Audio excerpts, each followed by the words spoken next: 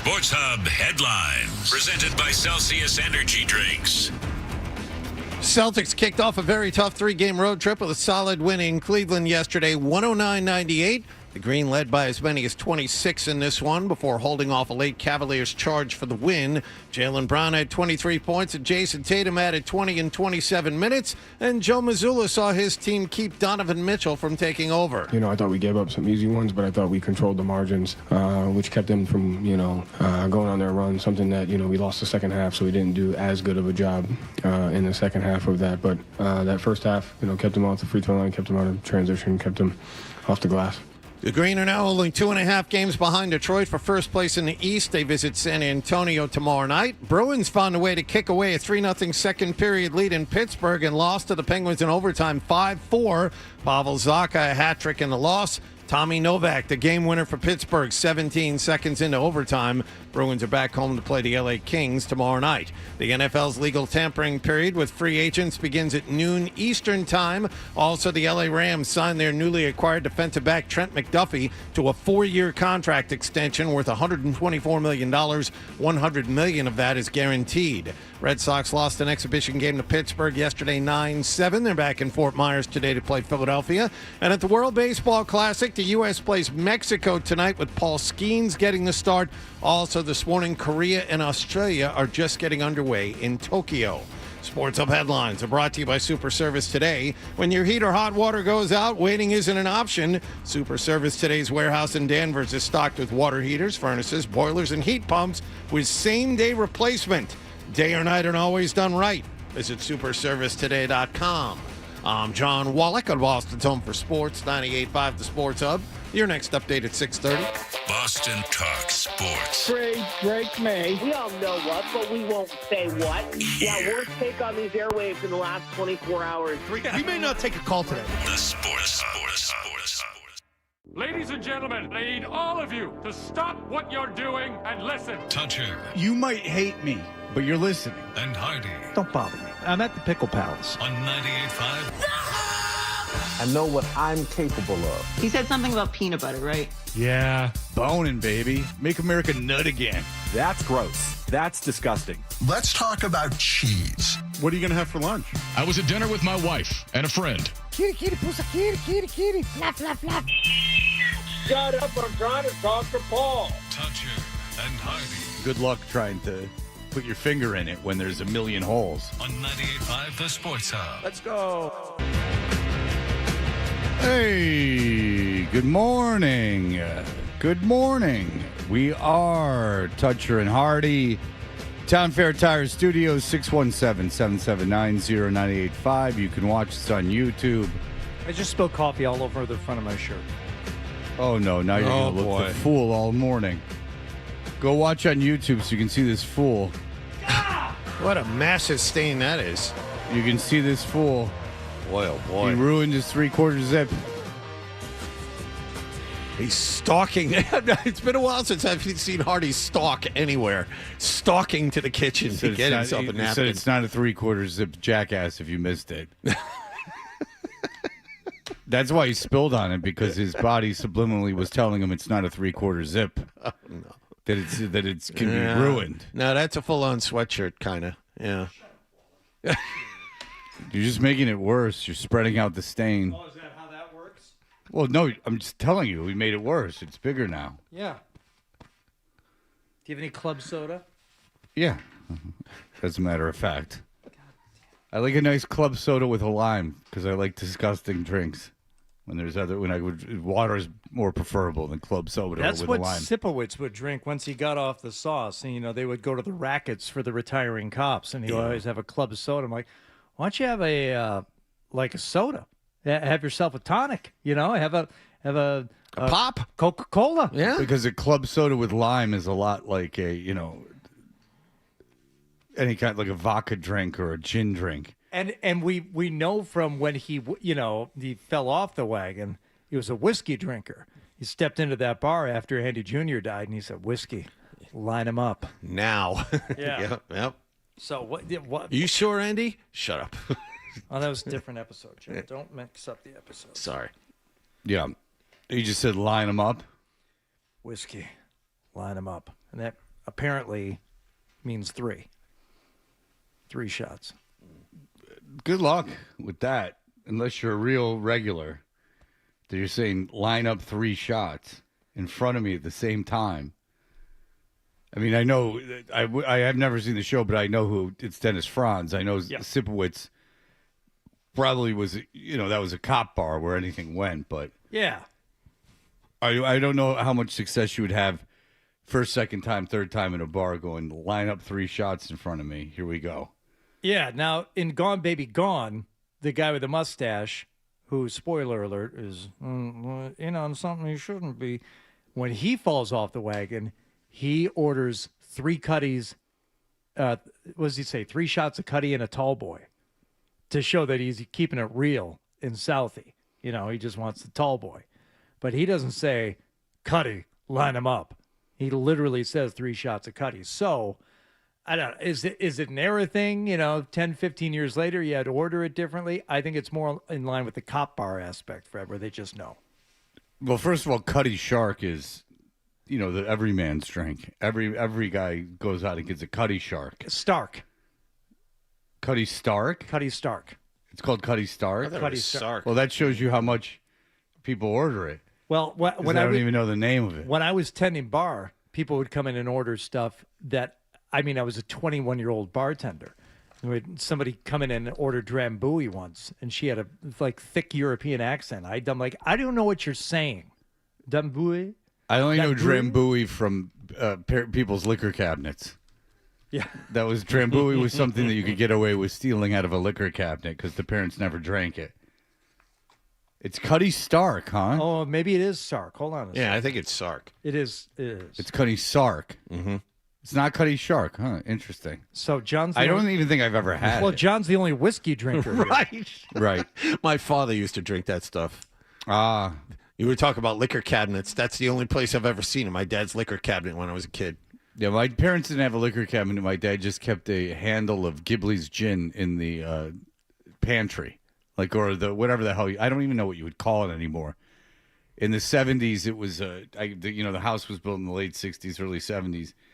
It had a door that opened, but it was like that folding kind, so it opened out and folded out. Yeah. And then inside there we would have food, but that's where he would keep the handle of Ghibli's gin. Plastic handle of Ghibli's gin. The man had plenty of money. Answer the phone. Everyone has to answer the phone at this show. It's scrolling the internet. I had, my dad drank J&B Scotch whiskey. The big red letters with on the yellow label. I have seen that. Yes. My dad we did have J&B in the house too. Right. But I think that's the reason why I could never go down the road of Jack Daniels. People loved, Jack and Coke and all that stuff. Mm-hmm. Anything, Scotch, bourbon, whiskey, Jim Beam, anything like that. It all smelled like Daddy. And I very poor associations with anything smelling vaguely of that. So I never touched. I had them, occasionally, but I never liked them, and it was the smell. When you have a damaged woman over, the best look you could ever have is it smells like Daddy. That's like the cologne of success. Maybe that's the best description from here. Hardy, he's like a damaged broad. Yeah, that's the best thing you can have. You smell like Daddy who left. Yeah, that's right, I do. Well, Daddy didn't leave. It was more like Daddy coming home. Oh no. Now, obviously, I didn't have a lot of money for, a lot of time there when I was young, but I never bought a handle of plastic liquor. Never. My dad did that well into his 40s. And then he quit drinking. He just quit drinking on his own, but he quit drinking. But that was... Well, that was probably the best / worst thing for me as a drinker was tending bar at an early age, because I developed not really refined taste. It wasn't like I was a sommelier, but I wouldn't drink draft beer after I was a bartender because I knew what those draft lines were like, at least where I worked. I knew how I washed the bar glasses. No, and just order bottles of beer if you're drinking beer. I wouldn't drink well liquor anymore either. If I were having a gin and tonic, I'd be drinking Tanqueray or Bombay Sapphire. I wasn't drinking anything because I knew it was crap after, serving it and tasting all of it. And once you get a chance to sample everything, well, forget it. I can't have that anymore. It's a pretty bad bar when the lines are that bad, when it gets soured. That I never, like, if you own the bar, once, how often do you think you have to clean the lines? Twice a year? Well, and this was a chain. It was a Houlihan's, and it wasn't dirty. It wasn't filthy. I just knew that if you wanted a consistent, beverage when you order it from the bottle. Yeah, I think that you would only have to clean the lines. Like, I don't know for a fact, but because I never clean the lines, but I clean them twice a year, and then you wouldn't get that skunk taste. Like, there's a lot of bars where the draft beer is skunked, and it's just because they haven't cleaned the lines. And it's like, if these beer, you're like costing yourself money. Carrie, go ahead. Hey, Freddie. Good morning, gentlemen. Hello, Carrie. Hey, how's it going? Hey, you said you were going to watch Hoppers this weekend there. You're going to see that movie. I was just wondering how many porch parties you give it. I was looking for a Freddie review. Well, I can't steal the porch parties thing, but I will tell you this. Hoppers, which I saw with my daughter on Saturday night, the animated film by Pixar, is not bad at all. Oh, there you go. That's an upset. As animated films go, it's actually not bad at all. It's got a nice little message to it. See, what happens is they have this technology where they can put you into an animal, and then you can understand what the animals are saying. And she goes into a beaver because she's trying to get this land. Yeah. She's 19, so I guess she could make the joke. Hell yeah. So she's 19, and she gets put into this beaver, and they need a beaver to save this land and things of that nature. I didn't think it was bad at all. It was as these things go, it was fine.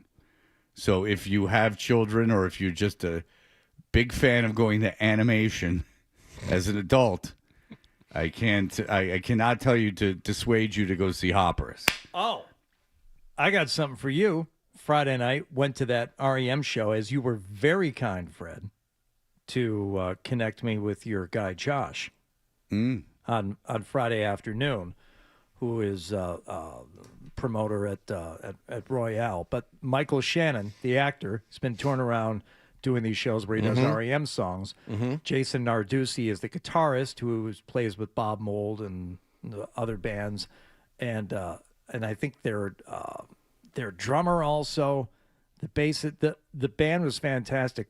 Michael Shannon singing all these REM songs, and they did Life's Rich Pageant from start to finish, and then they did a bunch of other songs to finish the set. Sounds enough like Michael Stipe to where if you close your eyes, and the bass player is doing all the Mike Mills lines. Narducci is the main backup vocalist, so he's doing all of Mike Mills harmonies. If you close your eyes, you could convince yourself you were at an REM show. They were that good. And maybe the most stunning moment of the entire evening happened when Marcy said, we're watching Michael Shannon, and he's doing all this stuff. She goes, how old do you think he is? I said, I don't know. I'm looking at him right now. I'm thinking about some of his film roles and how long he's on. I'm like 60, something like that. He's 51. Go look up a picture of Michael Shannon right now. He is not fallen victim to the ageless Hollywood trope where he's already starting to age gracefully and has no qualms about it. But the show was unbelievable, and as good as and as much as I enjoyed it, and I'm talking about it all weekend, telling people about it. Yesterday morning, I get up and open up my Instagram, and I see in Brooklyn. Yeah, I see. Oh, look who joined Michael Shannon and Jason Narducci. Thank you, on stage last night in Brooklyn. Michael Stipe. Like, well, that would. I mean, I really liked the show on Friday night. That would have been cool. Yeah. I don't think anyone would have been opposed to the actual lead singer of REM coming out and doing a few songs. Yeah, I saw that video, and then again, I'm thinking like, and then Michael Shannon sings with him. Yes. And it's just, so does Michael Stipe get a cut of when they tour? Because they're advertising themselves as REM cover band. They're only playing REM songs. Because it just, like, I saw that and Michael Shannon singing with him, and I'm like, if I was Michael Shannon, maybe Michael Stipe insisted that he sang with him. But short of that, I mean, I'd act like my mic didn't work. Like, we're touring around the country singing your material, not doing anything else but singing your material. Right. And then you are here, which is nice. Which, by the way, if he's not an actor, there's no way this happens. But, like, you know, because he's an actor, that's why they get to tour and everything. Which just shows you, if anyone thinks Hollywood's dead, I mean, Michael Shannon's no... I bet not you, Tom Cruise. Yeah, like I bet you 99% of our audience doesn't know the name Michael Shannon. I wouldn't have either, except I just know he's in this band. You'd recognize him. But he's singing with him, and it would just make me so uncomfortable if I was the Michael Shannon, the singer of the cover band, with the real guy up there, the singer. Yeah. Like a guitar player, Mike Mills gets up there, you know, all right. Unibrow guy plays drums. You're having a that's more fun. Michael Stipe gets up there. I'm like, yeah, you sing. Now I want him doing it, but I'm like, you sing, I get off. You're gonna trade verses with Michael Stipe right. if you're Michael Shannon. Of There's his no song? way. There's no way in hell I'd do that. Like of his song, right? Like if Michael Stipe came up and goes, "I'm a big fan of your band. Can we trade off verses?" Yeah, absolutely. That's great. But you're playing this guy's music. Yeah. Like, you know, oh boy. And I don't want to like nerd out entirely over this, but and Michael Shannon was really, really good. The whole show was good, and he seems like a wildly interesting fella. Like, you know, this dude he's got ideas, and the I mean, as a film actor, to see him on stage and have the stage presence that he did, it was great. But he also insisted upon his favorite REM album. Now, again, I don't want to get too nerdy about this, so I won't ask you for the title. But just guess what era is his favorite REM album from? And I'll just give you a hint. You're wrong. Oh, so the way you're saying it, I'm guessing it's like one of their last albums? Yes. Yeah. Well, he loves New Adventures in a Hi-Fi. Like, what? And they played 2 or 3 songs from that album. I'm like, okay. All right. Maybe if you love a band so much that you're trying to encourage them to make new music by celebrating the newest material, or you've listened to the old stuff so much, right? You know, but for him, listening to Murmur, that came out when he was 5 years old. Like Murmur came out in 1980.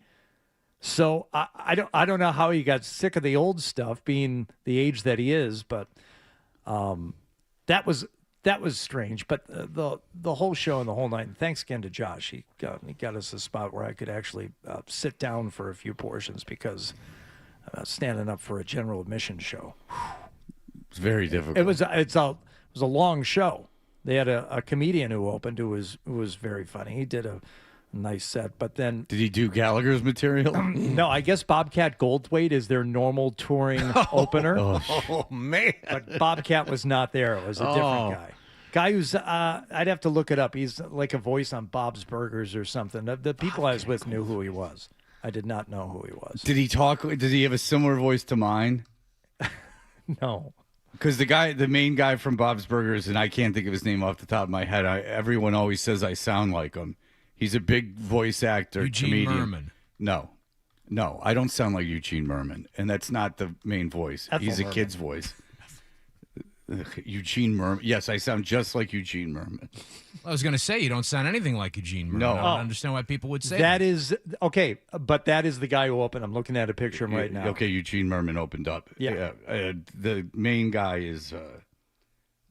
people say I sound like him, and my daughter says I look like Bob from Bob's Burgers, which ain't a compliment. Oh. No. Daniel, go ahead. Fred, I completely agree. I was happily surprised. I saw Hoppers yesterday with my 5-year-old daughter, and we're all in this together, Fred. You are correct. That is the big message. And quick question. Do you think any of those actors actually got in the same room together, like Meryl Streep, John Hamm, or they all did that separately? Wait, Meryl Streep was in that movie? He hung up. Was Meryl Streep? I mean, I know John Hamm is in it. Yeah, because I recognize the Meryl voice. Streep plays the insect queen. Oh, wow. I didn't know Meryl Streep was in that movie.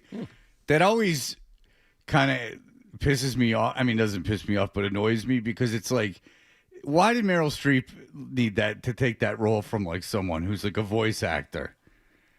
Like, I didn't even know it was Meryl Streep. It's not even that big a role. That really makes it weird. Yeah, Must have been as a favor. She knew a director. It's like, will you please come do this? Or Pixar. And Meryl Streep's, her name isn't like on Meryl the poster, Streep, right? unless they go to an alternate universe, cannot be in a second one if there is one. So, based on, her... No spoilers, I know, please. you gotta... I didn't spoil it. Walking a line. I am walking a line. Careful. I mean, all the kids that are up, all the Hoppers fans that are up right now, I know. I don't want to spoil it for them. But, because they had a preview for Toy Story 5, which, 3 was supposed to be sad because it was the last one. Boy. Now, Toy Story 5, and it's Cliff Clavin. I heard his voice, the heavy lady from The Office. Then, Tom Hanks and Tim Allen, they're all in it still. And, yeah, I know. Like, 5's too many. You had, like...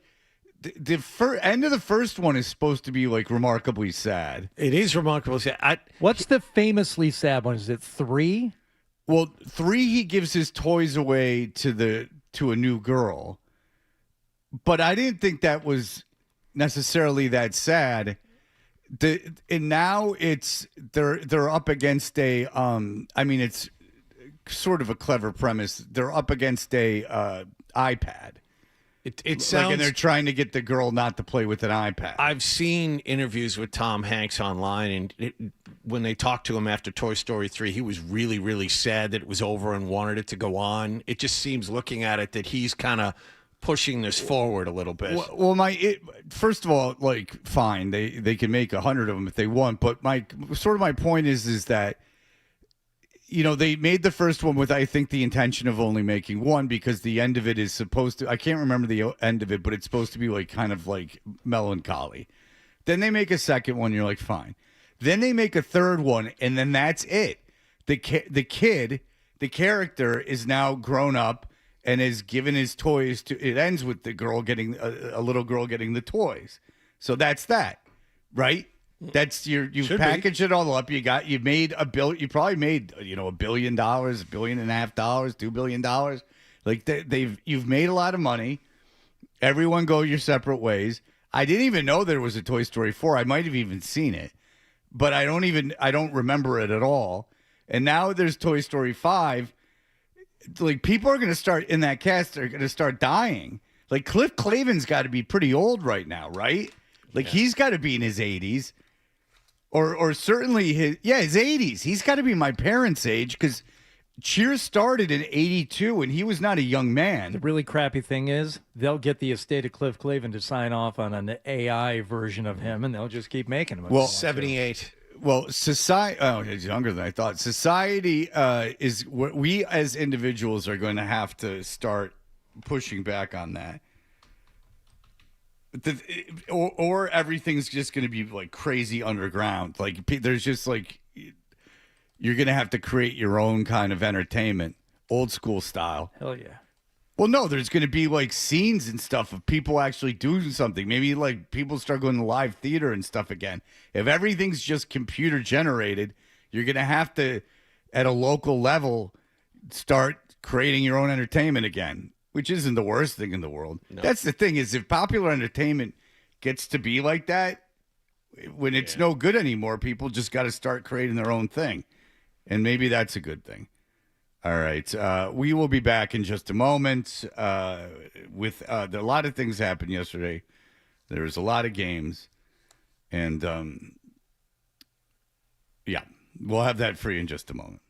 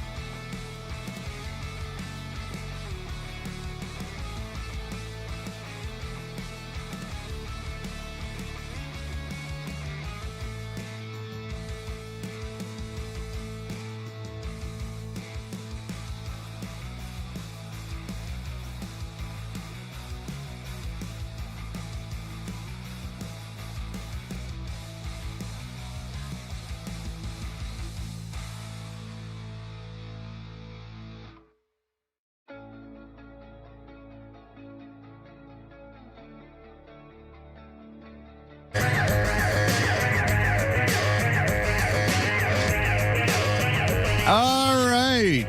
My bad. Overmodulated. All right. We are Toucher and Hardy. Hardy, what happened last evening, yesterday afternoon? By the way, we are aware that at noon today, the gift to the midday and the afternoon shows as legal tampering begins in the NFL, and you can start announcing the signings. Real quick, just John, we'll get into it again at 9 o'clock, but is Alec Pierce the one guy that you are excited about? Yeah, that would be it. He's going to be wildly overpaid. Bert sat here Thursday and told us he's not a 3-level wide receiver. He's not a stud, but he is the best guy out there. 1,000-yard guy, 25 years old.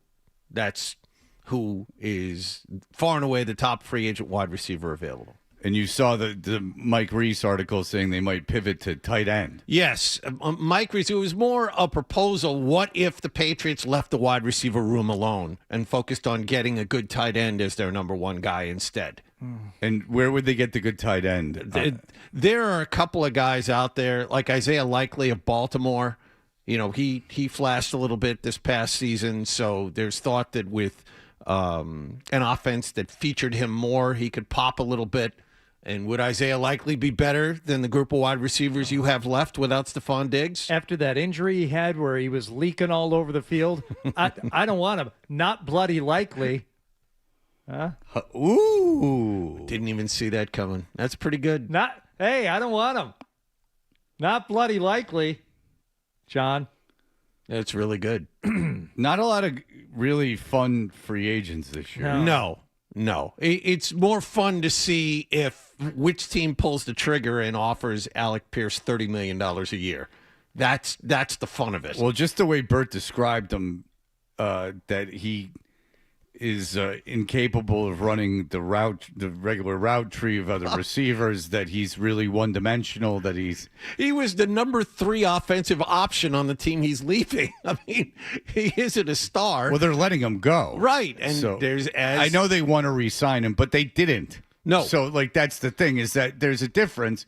There's a difference between wanting to re-sign someone and re-signing someone. Right. Remember, you can re-sign your own free agents unless you have, like, Milton Williams is an outlier because, I mean, they just gave Jalen Carter a ton of money. Philadelphia did. So, they had 3 defensive tackles. The tackles, not defensive linemen, tackles that were really, really good. And they had to let one go because they just gave Jalen Carter, who's the best out of all of them, a ton of money. They just gave him a ton of money. So, yesterday or the day before. So, there are guys that squeak through, young guys that are really, really good just because a team is so loaded at a position. I don't know if that's the case with Indianapolis. You don't look at the receiver room and go, it's unbelievable. No, and there's always an element. If someone hits the free agent market, for the cap and all that stuff, there is a huge element in every one of these guys that the team in some way does not want him. Now, right. Because there's a reason he's there. Yes. You can re-sign. They keep bumping the salary cap up. You can re-sign your own guys. We've talked about this. This isn't our theory. This is everybody who's come through here. You can re-sign your own guys. Again, Milton Williams was a little bit different because you can't sign 3 defensive tackles for, gigantic money. I mean, obviously that's just not prudent. But you can sign 2. I mean, look at Cincinnati. I mean, they kept Higgins and Jamar Chase, and they have the cheapest owner in sports. By the way, what happened last night is brought to you by Leonard Hair Transplant Associates, where your hair doesn't have to be a game of what happened. So change your lettuce and change your life with Dr. Matthew Lepresti at 1-800-GET-HAIR. All right. So that will be going on. Maybe a rumor or two, like a blind item that might be true will come out during our show. Mm-hmm. I am very jealous of the shows that are on, not because of the day part, but just because they have that ability. It's just like what are you going to do? Have today a segment on the show? blown up and just talk about this for the next 6 minutes. Yeah, it's fun. Well, if we were on, if I was Felger and Maz today, what's your show today? Nothing. We'll come in and we'll react to what happens. I'm not planning anything. Like, by design, I don't want anything planned. Right. All right, go ahead. Bruins. Now, if you were listening and had your alarm set for 6 o'clock this morning to hear Johnny Wallgame's headlines, you would think that, the big story was the Celtics and their win yesterday afternoon because he's a Celtics honk. Mm-hmm. But after that, more recently, the Bruins played. Mm-hmm. They played last night in Pittsburgh, and they had a lead. They got goals from Pavel Zacha. Many of them. Midway through the first, again midway through the second. And then David Pastrnak comes along not long afterward in the second period. I mean, little head fake. There's a giveaway behind the Penguins net, and they score! Shelovs went behind the net, lost it to Pastrnak, who tucks it around the near post and in. And the Bruins make it 3-0. 3-0 at the 12:23 mark of the second period. Now, Pavel Zacha would actually complete the hat trick later on in the third period. Unfortunately, Pittsburgh had scored 3 goals by then, so Pavel Zacha's third goal of the night only made it 4-3 Boston. Once again, up 3-0 yesterday in Pittsburgh. All right, so Pavel Zacha, though, hat trick. It's 4-3. Everything was looking pretty good. Soff will come just outside the Boston blue line. On the far side, controlled by the Penguins. Carlson gets it to the Boston line. Here's Koivunen along the near side boards. Gives it back to Carlson out of the line. Wotherspoon with a shot blocker. Save! And the rebound, they score! And it's Anthony Mantha. Once again, his second here in the third period. And we're tied at 4. Mantha had scored 6.5 minutes into the third to make it 3-3. The equalizer once again with about 9 minutes left. They would play 9 minutes of scoreless hockey and then head to overtime. Wait, before you go there, the Bruins should have lost this game in regulation. Bruins had a power play at the end of regulation, gave up 2 amazing scoring chances. Somehow, Pastrnak made the best save of the night. Yes, and Korpisalo's lying on his stomach and flopping around like a fish out of water. It was awful. Yeah. God. So they would go to overtime for about 17 seconds or something. McAvoy along the near boards, taken away by Chinikov as he knocked it away from Pasta. Chinikov to the far circle, steps in front, poke checked away by Korpisalo. They shoot and they score. Tommy Novak with the game winner just 17 seconds into overtime. Penguins win it 5-4. And there you go. All right. Bruins blow a 3-0 lead and lose to Pittsburgh in overtime in Pittsburgh 5-4. One quick thing on the game-winning goal. If you saw David Pastrnak, he got wiped out near the blue line. I think it was by Novak, who was setting a screen. Yeah. That's interference. That's a clear call for interference that the refs either missed or didn't call. Pastrnak took a shoulder and went down and didn't have the puck. Wasn't even close to having the puck. It was you see picks in hockey, but the guy doesn't get knocked over. And you saw Pastrnak rush the referee after the goal and said, "You guys are maniacs. How did you miss that?" Now, the Bruins are terrible on the road. They deserve to lose. I think that's 6 straight. They have 12 straight wins at home, and I think that loss was their 6th straight on the road. Yeah, they're 24-8-1 at home, 11-14-5 on the road. Yeah, their last road win, and I'm looking at it real quick, January 17th, maybe, something like that. They're horrendous out of their own building, but they got robbed in overtime. I mean, they probably would have lost anyway, but on that particular play, that was a call that should have been made. Yeah. So, they're terrible on the road, but they've managed their higher up in the they have more of a gap now in the wild card standings than they did coming out of the Olympic break. So there is a little bit of good news, Boston Bruin fans, as they stayed pat at the deadline, and now here we go. Yeah, they did a swap for how many players were involved in that deal where none of them have actually played in the NHL? I think the 3 or 4. Yeah, the Bruins gave up 2 minor leaguers for 2 minor leaguers coming back, and no one had played at the NHL level. A couple of them were at the NHL version of AA, who got called up from the East Coast Hockey League. I don't understand any of that, but okay, great. A couple of guys from the New Mexico Scorpions coming in here to play. The Wheeling Nailers. Yeah. Something like that. I think it's the biggest vote of confidence you could have given to this team is if you just said, look, we're going to keep all our unrestricted free agents, I mean, if you're in that locker room, you can't be overly upset about it. I mean, they kept all their unrestricted free agents. I've heard people this weekend like nitpicking and bitching about either not giving up the unrestricted free agents for future assets or not acquiring something. And then I would say if both those arguments are happening, probably staying pat was the best thing to do. The only argument I would have is Don Sweeney was on record saying that this roster deserves a bump, whatever that is, and he didn't give them one. The prices that they were asking for were ridiculous. Like the players apparently that they were interested in, I know they were interested in a center. I can't remember his name off the top of my head. And it was a first, a second, and Hagen's. Robert Thomas, thank you. St. Louis. It was like a first, a second, and Hagen's, and like no. Yeah, Robert Thomas, young, number one center for St. Louis. I don't know if you've looked, but St. Louis is one of the worst teams in the National Hockey League. Jim Montgomery, not so good this year for him, unfortunately. Well, they tried to sell everyone at the deadline, and they couldn't do it. They asked for too much, and apparently people were not waiving no trade clauses.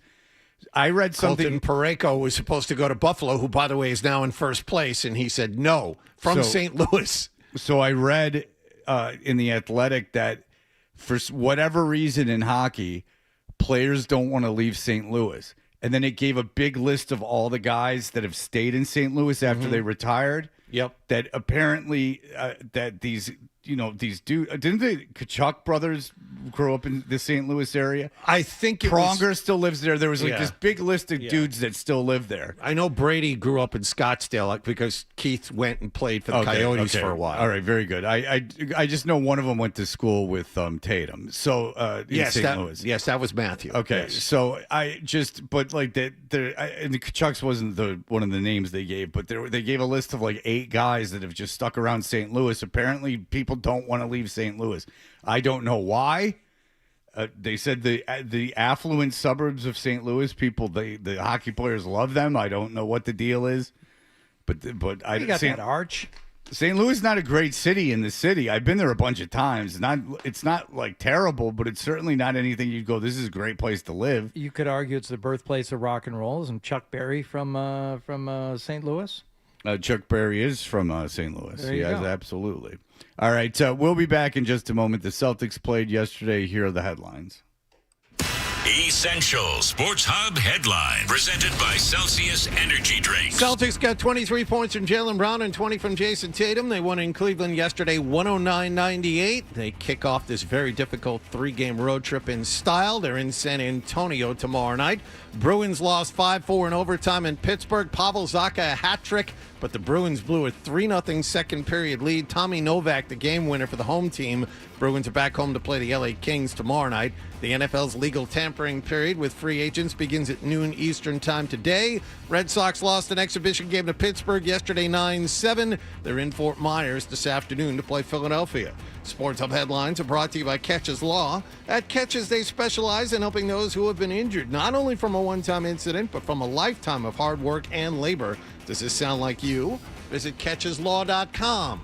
I'm John Wallach on Boston's Home for Sports 98.5 The Sports Hub. Your next update at 7 o'clock.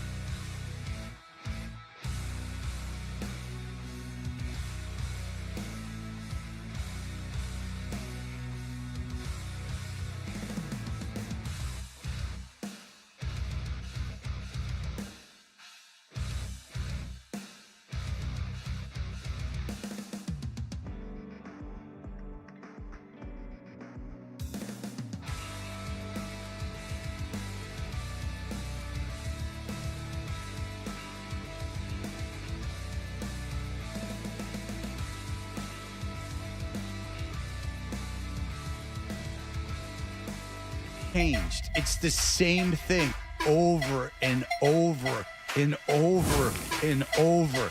It's just never good.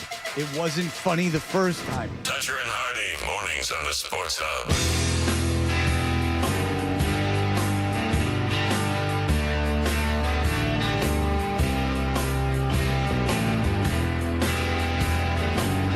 We are Toucher and Hardy. The Celtics played yesterday afternoon. They did indeed. As, well, first of all, were you watching Friday night as Jason Tatum made his return, Fred? I did see Jason Tatum's return. I did. As I'm sure we all did. I was most surprised at the number of minutes that he played.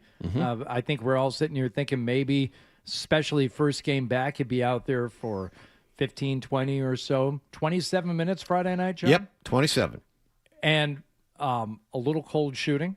But those two big shots at the end of the... Little rusty in the first half. Just a touch. Short arm to dunk, but yeah, it's coming around. Yeah, he took a while to actually get on the scoreboard for his team on Friday night. But with the dunk and then the big 3-pointer at the end of the first half, so he would contribute earlier in yesterday's game. Tatum has another rebound. He brings the Celtics up into the front court. Picked up by Tyson, blows right by him, attacks, lays it up with the right hand, and it falls. Somebody's in trouble. Tatum's hit 3 in a row. And that made it 15-13. I don't think they ever lost the lead after that. I think you are correct. There's your ball game. So they were up 26 in the third. Yeah, I mean it was a rout of sorts, and then Tatum brought it home. Hayden Pritchard deep on the left side. Harden slides his feet. Pritchard moves to his right, fed into a double team, pressed along the sideline. Pritchard in some trouble. Gets it away to Cada. Cada turns, attacks, kicks out to the wing. Open Tatum 3. Got it. Big men step up at big time. 109-98 your final as the Celtics beat the Cavaliers in Cleveland. So Tatum scored 12 points in the first quarter. It could not be stopped. He was fantastic. Then missed 7 straight shots in the second quarter. Joe Mazzulla sat him down, and I don't know if he played at all in the third, and finally Mazzulla brought him back for the last 5 minutes of the game because Cleveland, as every NBA team does, started to make a run. They were down 26. They cut the deficit, I believe, to 8. And then they brought Tatum back, and he and Brown closed it down. So Tatum finished with 20. A lot of that damage was in the first half, and then he hit that big 3 at the end of the game to kind of put things away. But it's interesting the way the Celtics kind of seamlessly weave in and out of those Tatum minutes. You would think that while he's in there, they would defer to him and everything would change. Nothing changed. No. It was really something. As soon as they took him out, they went right back to where they were before he came back. Yeah. And I was noticing that on Friday night where it made sense. It's like, okay, we're not going to all lose our minds just because Tatum is back out here. But after watching another game yesterday, yeah, it does seem to be, for the most part, business as usual. You just have another option out there with Tatum. And Jaylen Brown is still the alpha. I mean, he almost had a triple-double again yesterday. Nothing has changed. He's doing the same stuff he was doing before. And Tatum, even though he's, there are times where Tatum has the ball solo on one side and he'll, fog up a 3 with a guy in his face. But it's still Jaylen Brown's team. You can see Tatum deferring to him for over the half of the time he's in there. One thing that was funny about Tatum coming back is how long did they go without scoring, both teams? Oh, in the second quarter? No. Friday night? Friday night. Oh, okay, so I think it was 2-2 after the first 5 minutes. Yes. Everyone was chucking up crap, and it was just, everyone was all, it's funny because it's a regular season game, and everyone was obviously both teams were super amped up. And, it took a while for everyone to score. By the way, I was just looking because the Pistons only have a 2.5 game lead over the Celtics now in the East. So the Celtics very well could get the 1 seed. The Pistons have lost 4 in a row. They don't look very good. Well, Celtics have 2 really hard games back to back now. The Pistons had one really easy game that they lost. They lost to the Nets. So, but it is interesting. if you like regular season basketball, don't worry. Lots left to come. Lots left to come. April 12th, end of the regular season. There's a little bit of time, a little over a month. If you want a big chase for the 1 seed in the East, don't worry. Yeah. You got plenty of time to watch this work out. Lots and lots of games left. How's Tatum feeling? I think we did a good job. Obviously, every game you can learn from something, win or lose, but I can't stress it enough, man. I'm just happy to be out here playing on the team with the guys, competing, making plays, making mistakes. He's stressing just it too happy much. to be out here. He's stressing it too much. He said he can't stress it enough. I disagree. He's stressing it too much. I think he's too blessed to be stressed. I think you got a rude dude. Yes, Sean, you have your hand up. It's No, the Celtics. You have so much to say. I can't possibly top that, so I'm good. Did you have a zinger, and that's why you had your hand in the air? No. I'm just going to say, most people don't care about regular season basketball. The next 2 games are something that is at the very least interesting. Celtics at San Antonio tomorrow night, at Oklahoma City on Thursday night. And San Antonio scored 145 points on Houston last night. Victor Wembanyama at the end of the half brought the ball up the court, went behind his back, dribbled around up top, got away from guys, and nailed a 3 from the top at the buzzer. I mean, he is in rare form. He looked fantastic last night, and San Antonio scored 76 points in the second half last night. Yes, San Antonio, Oklahoma City looks like that would be the championship game. I know it's the Western Conference Final. If it's those two, looks like that pretty much would be who decides who the best team is. Teams with the 2 best records in the NBA as of this morning. Yeah, and you heard Jalen Brown saying he had said he was the best two-way player in the league, and then he expounded upon it, and he said, I mean, the best human player, two-way player in the Right, NBA. right. Wembanyama is the best two-way player in the NBA, but he's not human, which is not good news for the NBA because, again, very hard to get behind guys that are 7'11". Like, that's not super fun.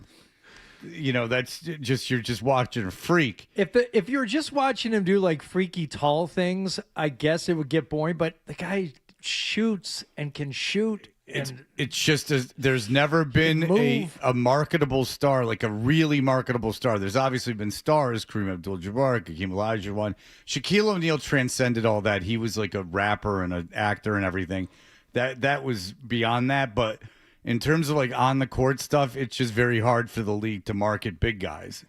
Big meaning gigantically, freakishly tall guys. That just seems to be a little bit difficult. And he is the best player in the NBA. I mean, he is. Wembanyama is the best player in the NBA. Oh, and the Iditarod apparently has started. And good. Mitch Albom, I didn't have ready. this ready for what happened last night, but I think it just got underway. So breaking news. That's how Mitch Albom first started getting famous. Was his coverage of the Iditarod that my mom thought was just so hysterical. And then I would read it and I go, what's funny about this? Oh, Freddie. He went to the Iditarod. And then she cried. She goes,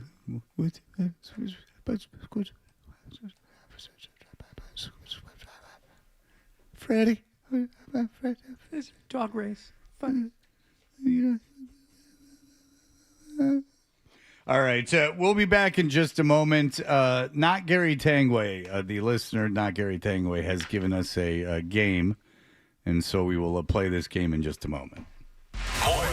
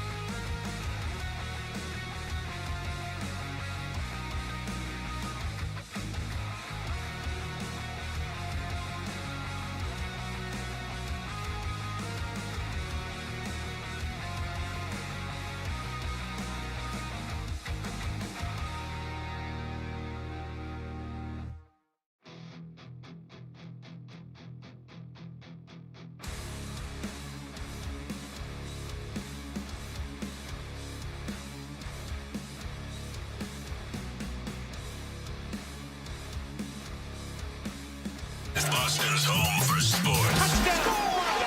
The flagship station of the Patriots, Bruins, the Celtics, WBCFM and HD Boston 98.5, the Sports Hub. Beasley Media Group station celebrating 65 years of broadcasting.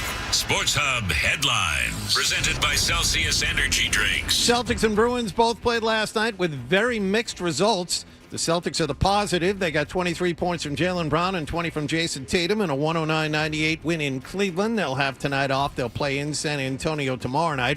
The Bruins are very much the negative. They blew a 3-goal lead in the second period, and they lost to the Penguins in overtime 5-4 in Pittsburgh. Tommy Novak won it with a shot off a loose puck 17 seconds into OT, and that ruined a hat trick from Pavel Zacha. It was a good feeling in the moment. I think after loss, you don't really think about it anymore.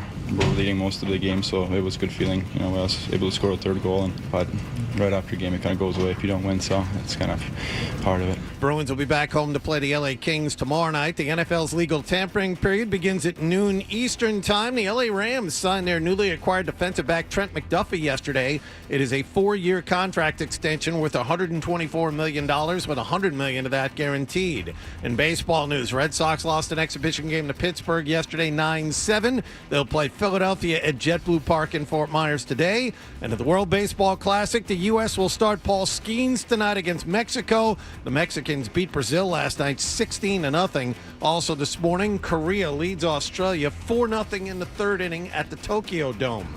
Sports Hub headlines are brought to you by the 99. Stop in this St. Patrick's Day for lucky specials like green beer and a corned beef and cabbage dinner, March 16th and 17th. Only you gotta love the nines. I'm John Wallach on Boston's home for sports, 98.5 The Sports Hub. Your next update at 7:30.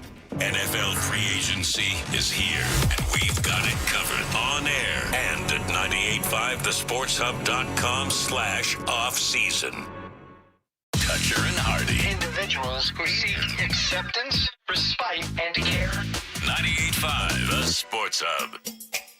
Well, good evening. How are we doing? I'm cold. Tired of the cold. Now I know what it's like to be old.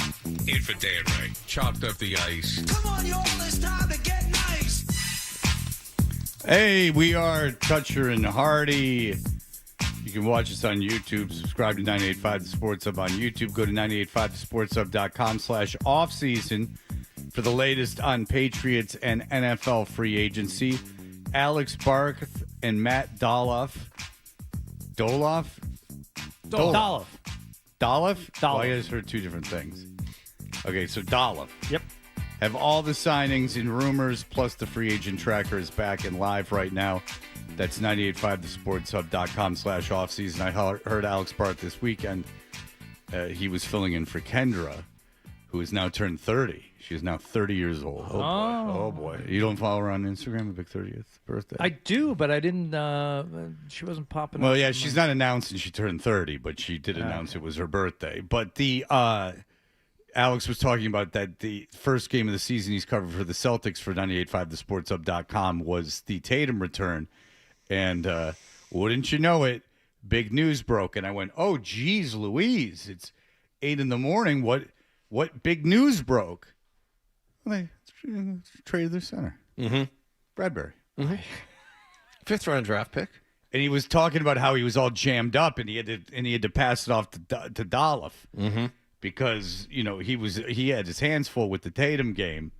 And he's like, you know, this is the second time this has happened. And I said, oh, this is a high pressure situation for you that they traded Bradbury, which means they're moving the guard now. Jared Wilson back to center. Which it also tells me a left guard in free agency, Fred. I am going to left guard or not, because I don't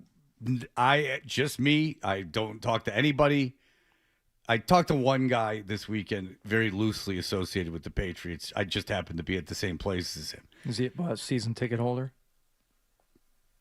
Yeah. Okay. I don't want to blow up your source. It was Joe Murray. Okay. But he didn't say anything about this. But I'm not convinced that Will Campbell's your left tackle. I'm not saying it's not going to happen, but I'm not convinced that they are certain right now that Will Campbell's playing left tackle, and that what they just did right there, and that they're moving their left guard to center, which they are, is that leaves left guard open. And let's just see how things go, and let's see what they do in the draft. Elijah Vera Tucker, they're going to sign him. He's going to plug him right in. He's going to be healthy the whole time. Yeah, have fun with that.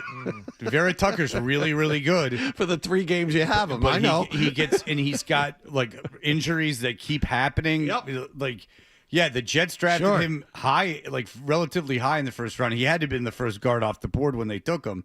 I think they took him in the top 10, and he's been good. But the reason he's a free agent is because he just can't stay healthy at all. Same thing with another Jet guy, Becton, who played with the Chargers. Now, right, he got cut by the Chargers, so he's also available. Plug him in at left guard. Becton's going to play guard? I don't know. I had no idea. He's like, Becton's like legit 6'8", 380. There you go. Put him right there. Vera Tucker's been eligible to play in 68 games over the past 4 years. How many has he played in?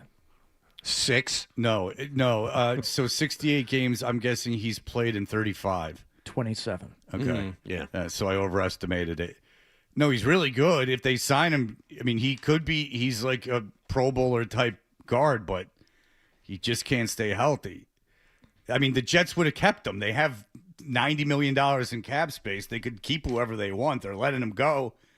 I mean, because I don't even. Maybe they'll try to re-sign him, but they haven't re-signed him because he keeps getting hurt. All right, what's this game? All right, so Adam was all being cute.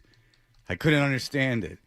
It was also 5:45 in the morning. I was having a hard time putting sentences together in the pre-show meeting today. You saying that? Yes. All is forgiven. Thank you. Now, if that's all it takes. You just cracked the code. If anyone just goes, hey, yeah, it was 5:45 in the morning, you got me. Yeah. You got me. I dropped a glass outside the bathroom this morning. I'm cleaning up broken glass off the floor at 5 o'clock. It's all forgiven. Yeah, but it's all forgiven. That's all you got to do. Yeah. It's when it's being too into it. But yes, is when I don't like it. I don't know if you boys noticed it. It felt even earlier when the alarm went off this morning. I feel really good this morning. Like when I was coming in, I'm like, I don't feel tired. I don't know what's going on today because my mind immediately panics when I don't feel bad. It's when wow. Yeah, I'm not alone. Wow. I know this. I'm not alone in this, but like. I'm like, what? I'm like, I feel like you're alone in this room. Yeah. No, I am in this room, but there's only 3 people in this room. There's a larger population out there. So when you feel bad, you feel bad. And when you feel good, you feel bad for feeling good. Do I have that right? I just go, I start questioning why I feel good and then try to ruin it. Let me expand on that a little bit. When he feels bad, he feels normal. Oh, okay. When you feel good. No, when I feel bad, I feel bad. When I feel good, I start trying to make myself feel bad. And then when I feel baseline, that's when I'm okay. Okay. My baseline is neither good nor bad. Sort of tired, but not exceptionally tired. When I feel exceptionally tired, I'm trying anything I can do to wake up. But then I'm not really tired at all this morning. I don't know. This springing forward has done good for me. Maybe that the snow's going away is helping. But nonetheless. You're feeling good. Let's see how good you feel after this. Yeah! Not Gary Tangway provided us with an idea here. Essentially, Fred. Elevator pitch it to me. when Time's ticking. You know, I got a meeting with Will. Fred, when you allow Gary Tangway to enter your body. Right. Right. If it's for a role, I'll enter your body. You will often come up with book titles and ideas for new books. Yeah, Casting Couch. Yes. You want me to enter your body? But not Gary Tangway has also come up with a few of these. And then there are a few books out there that could actually pass off as Gary Tangway titles. So I'm going to give you the title of a book. You have to say whether or not this is one you came up with, not Gary Tangway came up with, or is it an actual book? Okay. Are you ready? I am. Let's start with Market Casket. Now, once again, this is from the horror genre of limbs and things falling off. She slung the soaked limb. I think over I her came shoulder. up with Market Casket when we were talking about Market Basket. I think that's right. That is very good. I And remember that. let's go to the clip. Market casket. There was a murder at a grocery store. Check it out. Very good. All right, Fred, you are Rocky on. Suarez had 2 big cans to be checking out, being a checkout girl, so you knew she had an effed up life. Pretty girls shouldn't be bagging groceries. Let's go to The Fault in Our Pants, which sounds an awful lot like The Fault in Our Stars, but it is The Fault in Our Pants. Well, I'm going to guess that's a not Gary Tangway book title. Incorrect. The Fault in Our Pants is actually a hilarious new parody of The Fault in Our Stars, available right now on Amazon.com and other fine booksellers. Yeah, it's a pitch I did for my boy from I Think You Should Leave, Tim Robinson. I was like, Timmy boy, real quick, look, I know you got the whole world going crazy with your sketches. How about this one? Guy's pants way too loose. But the funny thing is the underwear. It's big boxers with all kinds of red dots on them. You know, it's fun. You mean like little hearts on them? The old... Yeah, whatever you want to throw on them. You get the idea. But you were riffing, yeah. Like, this guy's pants keep falling down. And he's like, what, my bloomers? No bad ideas in brainstorming. Go, shoot it around the room. Yeah, you know, this thing's real cerebral, and I get it. Like, it's this new kind of comedy, but let's just have the guy's pants fall down a couple times. I pitched that for everything. I went to Wes Anderson. I was like, you know what your movies need more of? Pants around the ankles. Exactly. How about this one? Tuesdays with Rocky. We were talking about Mitch Albom's Tuesdays with Maury earlier. Tuesdays with Rocky. That's obviously either me or not Gary Tangway. Well, you got to pick. Not Gary Tangway. Tuesdays with Rocky. No. That's it. Some of these are shorter than others. Short clips, courtesy. There was of no not time for Gary reaction from the room. We just had to have you say it. Rocky, you know how Maury gave Album advice on his deathbed? Well, Rocky just gave up her vagina. Yes.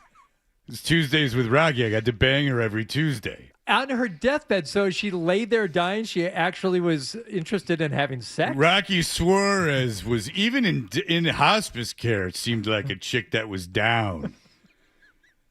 DTF in the ICU. Yeah. She could still talk, so it was cool. She could still verbally consent. How about this one? Can I ditch some of these tubes, Rock? Peter Bread and... Do you need this to breathe, or is this a feeding tube? Peter Bread and Huge Ass, a killer in Cambridge. Ooh. Geez, I hope this is a real book. I really do. I'm guessing that's a real book. I hope it is. Oh, this is a Fred Dutcher. I was ready to cruise by the Middle East doing character studies for my upcoming book, Peter Bread and Huge Ass, a killer in Cambridge. Oh. I don't remember that. I don't either. What are you talking about? Wow. Because it used to be called Patricia Bread, and she had a yeast infection. None of the guys wanted. It was a kid's book about keeping things clean. Patricia Bread and the yeast infection, right? She's a baker, but it's teaching ladies, look, downstairs can get all effed up. You know? How are we doing? Okay, we're doing It's funny because when I was married, I went to the hamper one time by mistake, and I saw my wife's underwear she wears that she doesn't want me to see. Yeesh. It's the horror genre. How about this one? Receiver in the bag. Rocky Suarez was 90 and couldn't go to the bathroom on her own. Oh, so it's okay. Colostomy bag. Go ahead. Yeah, just receiver, because they catch her in the ride, receiver in the bag. All right. You know understand what I'm saying? Feels like you think this is one of yours. No, I don't. I think I do. I think this is one of yours. Oh, you're absolutely wrong, John. This was not Gary Tangway. What's in the baggie? The new plot of my next book. It's called The Receiver in the Bag. This was during the Stefan Diggs pink baggie very controversy. Good. Very on. good. All right, how many more of these you want? 2. Kissing the Coronavirus. That's a real book. That is a real book. Yeah! That is a real book. Dr. Alexa Ashtington Ford is part of a crack team of scientists tasked with finding the cure to the devastating coronavirus. Little did she know she would end up falling in love.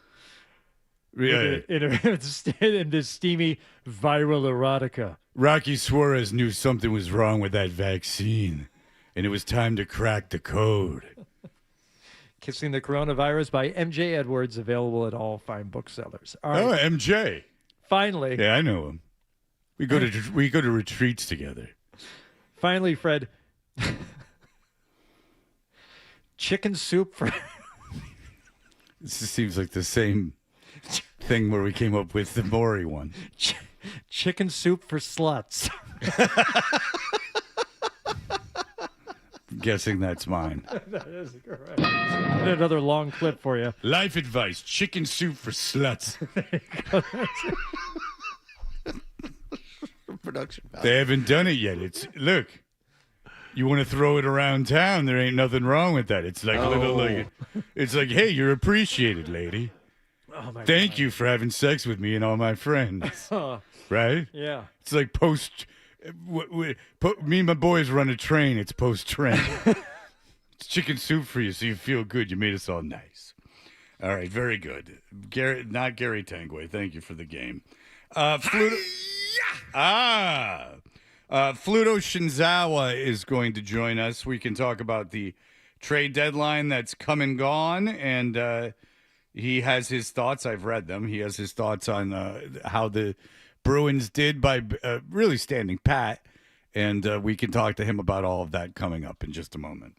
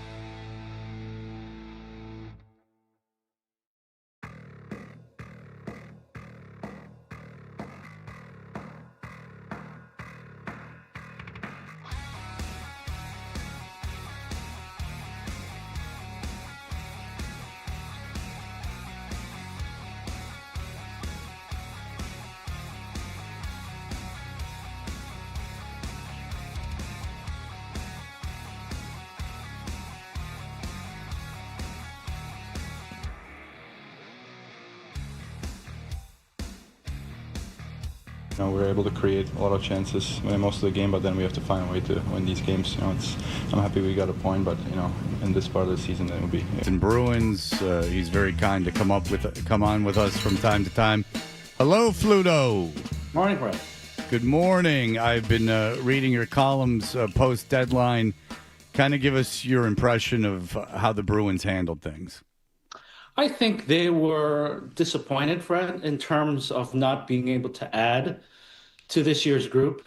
You look at some of their, not shortcomings, but not areas, not really weaknesses, but just not areas of strength, whether it's right shot D, perhaps another scoring wing, some depth, maybe one player could have really helped them in terms of qualifying for the playoffs. But then you look at it on the flip side, would it have been worth paying significant prices to add that one player when that would have cost you a good dip into your futures in terms of your picks and prospects? That would have been hard because let's face it, if you step back and look at where the organization is this a Stanley Cup team? No. You're hanging on for dear life for that last wild card spot by performing above expectation in a lot of areas. So you are who you are. You're a team that's really struggling to really qualify and gain a foothold. So is it worth really investing heavily into this product? Probably not. So a couple of our guys here, Ty and Matt, did a podcast or something after the deadline was over, and they assessed it essentially as being overall around the league. It turned into a seller's market where there was just multiple teams looking to do the same thing, to shed something and maybe not get much back in return. How did that play in just the overall, climate of the league at this past trade deadline that factored into the Bruins not being able to do as much as they wanted to? Yes, yeah, I would agree with that in terms of the prices being high. You look at some of the returns and you're wondering, is it going to be worth Team X investing, say, a first-round pick for a player that's only going to last you for perhaps a month? In retrospect, I think there'll be some buyer's regret there. So yes, I think prices were high, and is it going to be worth it? Probably not. So yes, the prices were high. But it looks like more and more that they might get the bump Don Sweeney was looking for in the form of James Higgins. Now, I know as a BU guy, I'm sure you take some pleasure in watching BC crash out like this. They've lost 4 in a row, and they pretty much have to run the table to make the NCAA tournament. They got to win Hockey East. So it looks like James Higgins is going to be available in 2 or 3 weeks. Where do you think he will slot in? Probably that third line. That's the one area that's been an area that Marco has really shuffled in terms of number 3 left wing. Sometimes it's been like last against Pittsburgh, it was Asimont, and then the game before that it was Steves. And it's not always permanent in terms of that third line deployment because sometimes Geeky stays there on the third line.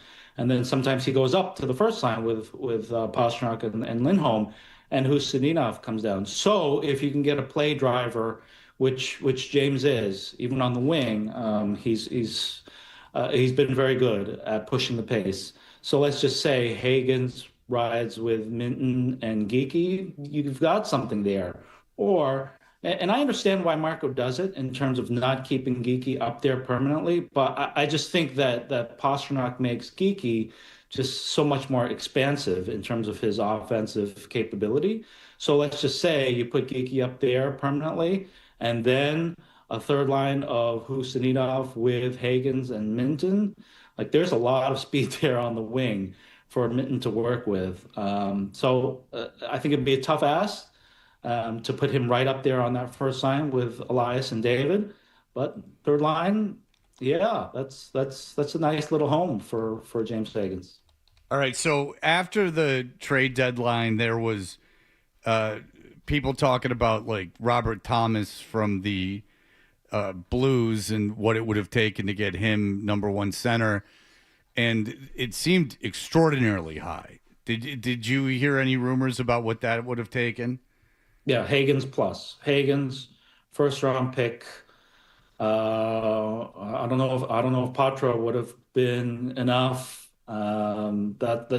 Astronomical would have been the price.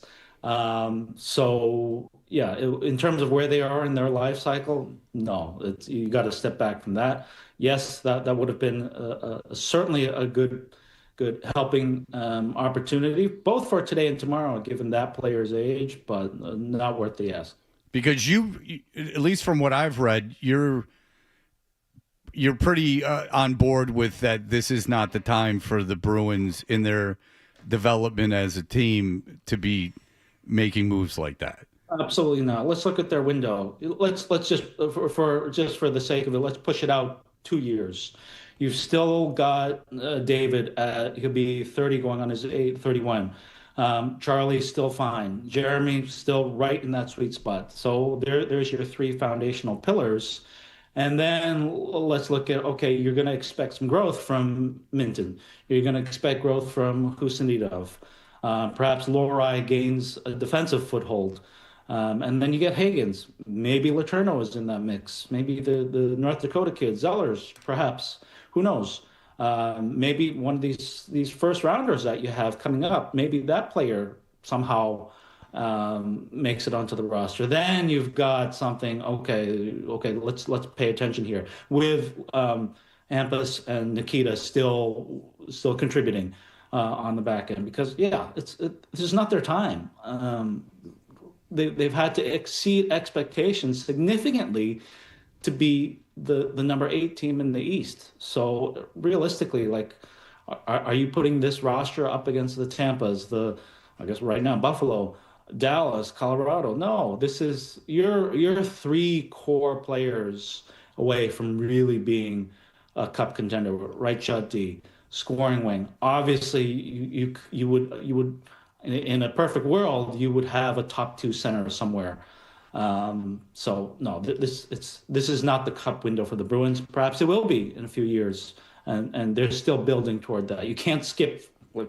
Again, let's go back to last year. Where were they? Flat out bottom, and then to skip a step in terms of the turnaround, it's just not reality. All right, let's talk about the here and now, Fluto. Yesterday, a spectacularly bad loss in Pittsburgh. Why can't this team win outside of its own building? It's certainly a puzzle in terms of why the black versus white in terms of Garden and away, but maybe this is just one of those things where it just evens out at the end of the year where you are who you are, and it's a team that really is lacking consistency in terms of being a good defensive team. Let's face it, the goaltending has bailed them out a lot, and is Korpisalo as consistent in that category as Jeremy? No, he's not. So, and you, of course, you can't blame Korpisalo for that loss in Nashville, but just go back to that first goal. That goal leaks through. Maybe it's a different story if that first one doesn't go in and they have a little bit of traction going ahead and they play better. But yeah, defensively, it's too leaky. And then when you're not scoring as high paced and above expectation as you have been, then you have troubles. So I just think maybe it's just a matter of the odds that for whatever reason it happens on the road more than at home. But I think when we ultimately look at the big picture right now, the power play has been carrying them all year. The goaltending has been carrying them all year. Players shooting above expectations, whether it's Geeky, Husadinov, Middlestat, Acemont. There's a lot of players that are performing above expectation, and you put those all 3 together, then you are where you are in terms of being in the playoff chase. But it's when you look under the hood, there's some areas that are below water, and maybe that's why it manifests in that road performance. I think it's the last change, Fluto. That's accounted for at least 10 of those losses on the road. Marco Sturm is being severely outcoached and outfoxed in those situations. Yeah, it could be. Yep. But I mean, honestly, when you look at last night, it wasn't a typical loss in that they were, taking dumb penalties and then, giving up goals right after they had scored.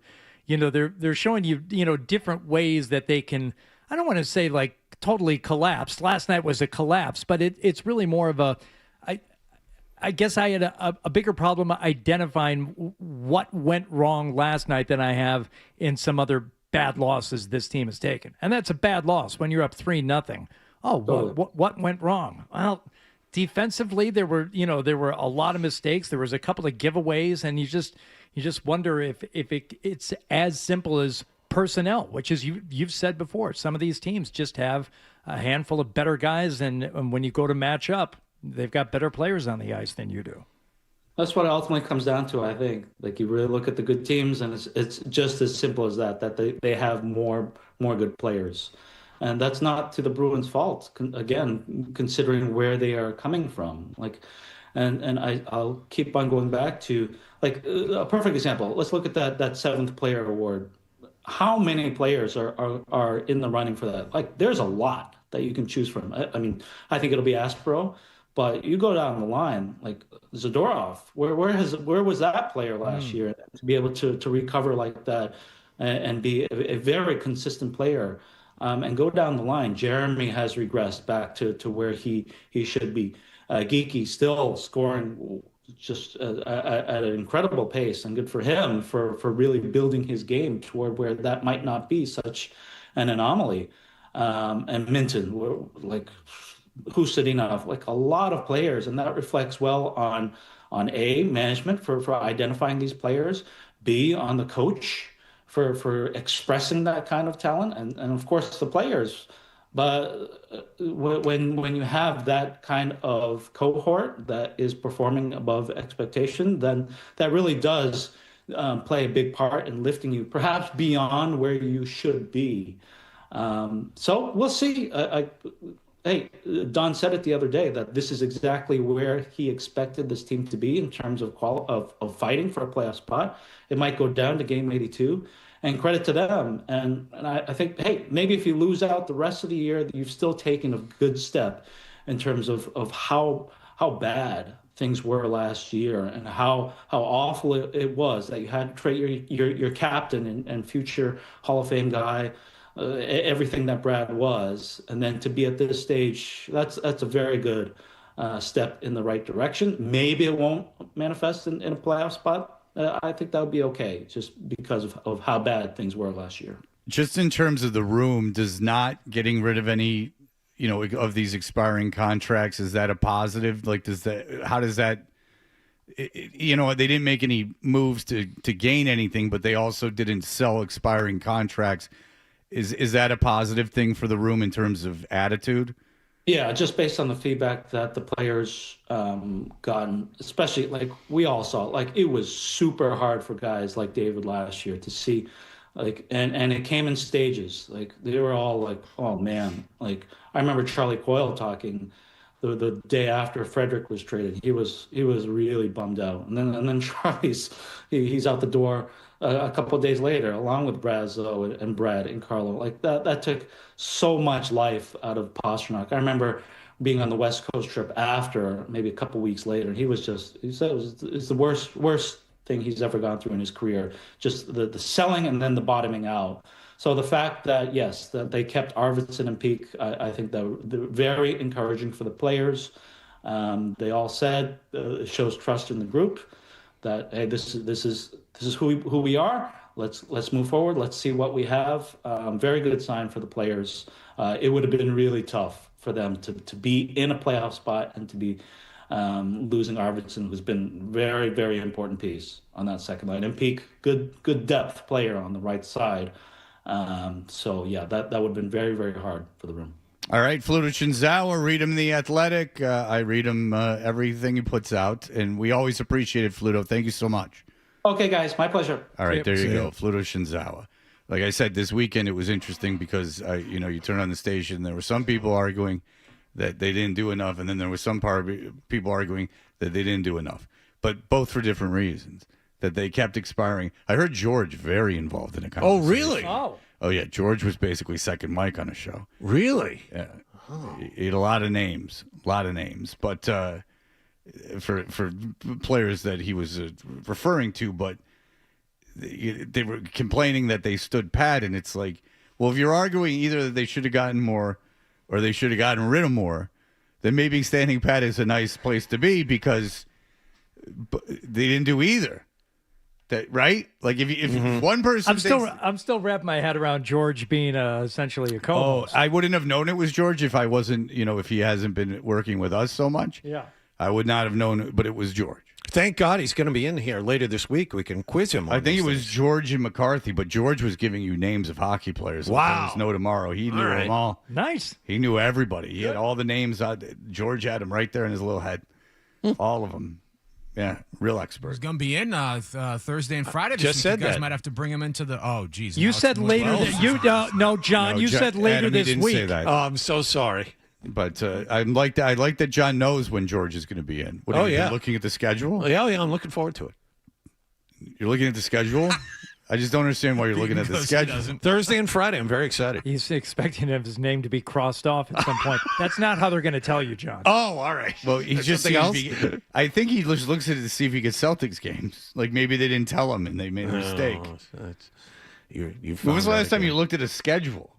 I mean, we're full-time employees. Ironically, the last time I looked at his schedule was the day that George was supposed to be here, and he swore that he wasn't. And I went in and looked at the schedule and said, "Yeah, he's on the schedule. He's supposed to be here." Mm-hmm. Yeah, that angered Adam. Adam thought he knew. Adam's convinced that George knew. I wasn't in that day, but put some pieces together. Yeah. Mm-hmm. All right, we'll be back. The World Baseball Classic is on. Something happened over the weekend that I am not a fan of, but we'll talk about that in just a moment. Here are the headlines.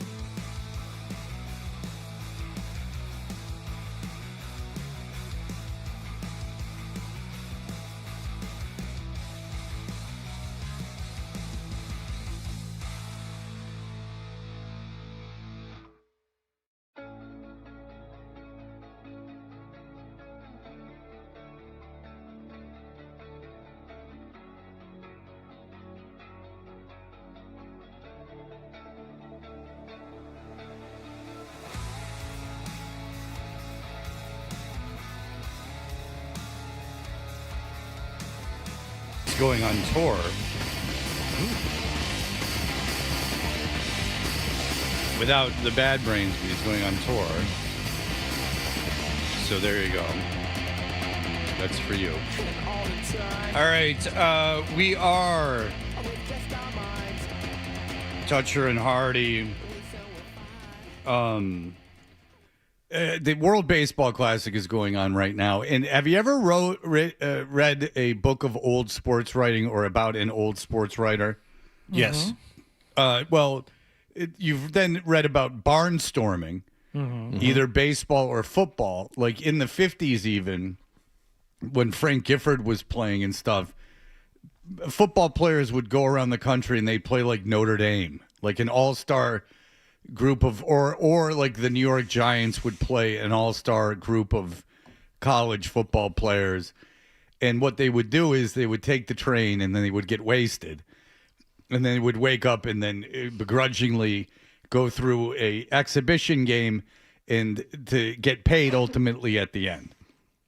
And that is the way that these exhibitions should be handled, is that everyone should be hungover. But the World Baseball Classic, for some reason, to hear people talk about it, is that we all as Americans should be incredibly invested in this exhibition competition. And it needs to be taken very seriously by players, fans, everyone. Right. Like, I mean, they are doing it for the military. I mean, obviously, if you're overseas, the one thing that you can take into account is the boys are playing for us back home in this World Baseball Classic. Right. Like, I guess if you're Japan, there is some sense of, because the United States dominates baseball. I mean, you would have to imagine that, that's where most people are from in major leagues. I mean, I know that there is a big Latin American presence, but I would have still imagined most people are from the United States. But Tarek Skubal, he pitched against Great Britain. He was fine.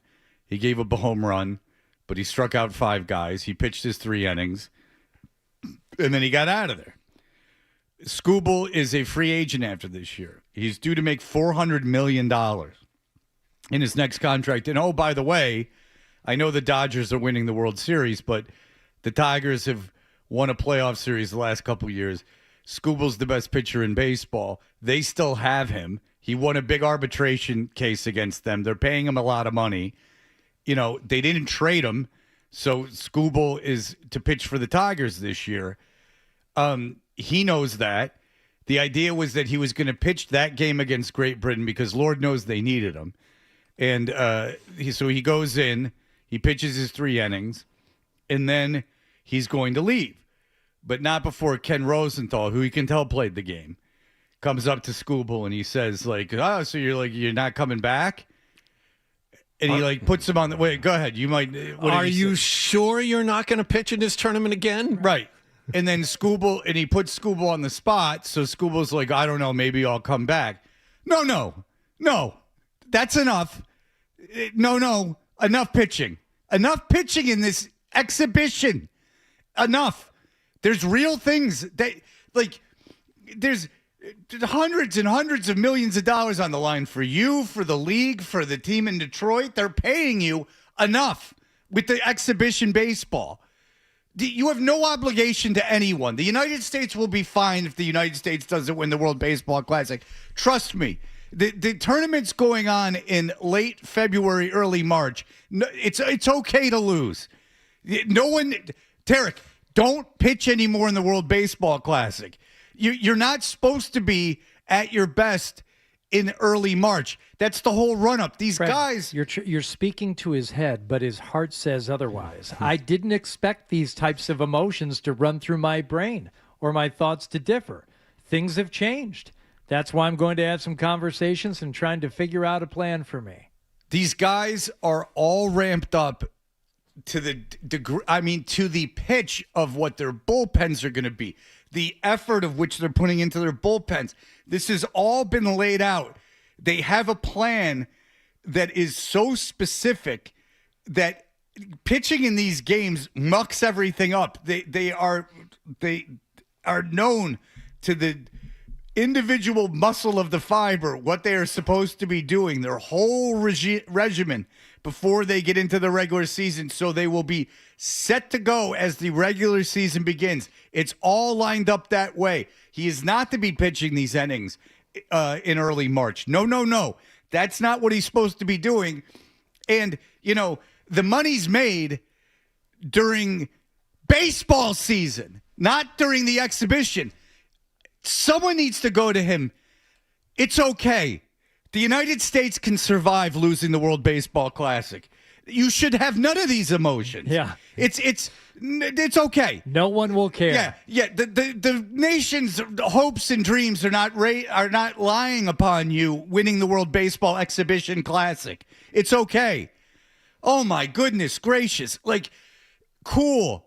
Star players. Nifty. Aaron Judge is hitting. If it's on, great. It's on here. Fine. And these all-star teams are kind of cool. Whatever.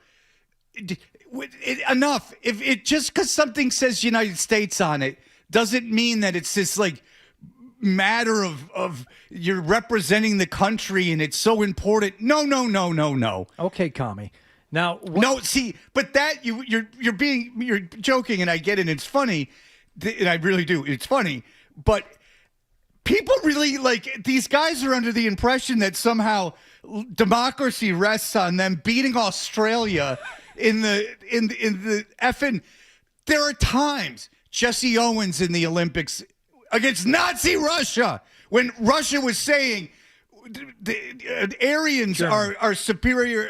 Russians. Yes. I'm so against the Russians. Germans. Are you sure it was Germany? Yeah. Germans are After saying the Germans that bombed Pearl Harbor. All right. So Germans are saying there's this ideal of an Aryan that they're superior in every way, and then Jesse Owens goes out and goes, "Okay, I'm black. I'm going to beat you at everything." That's a huge thing.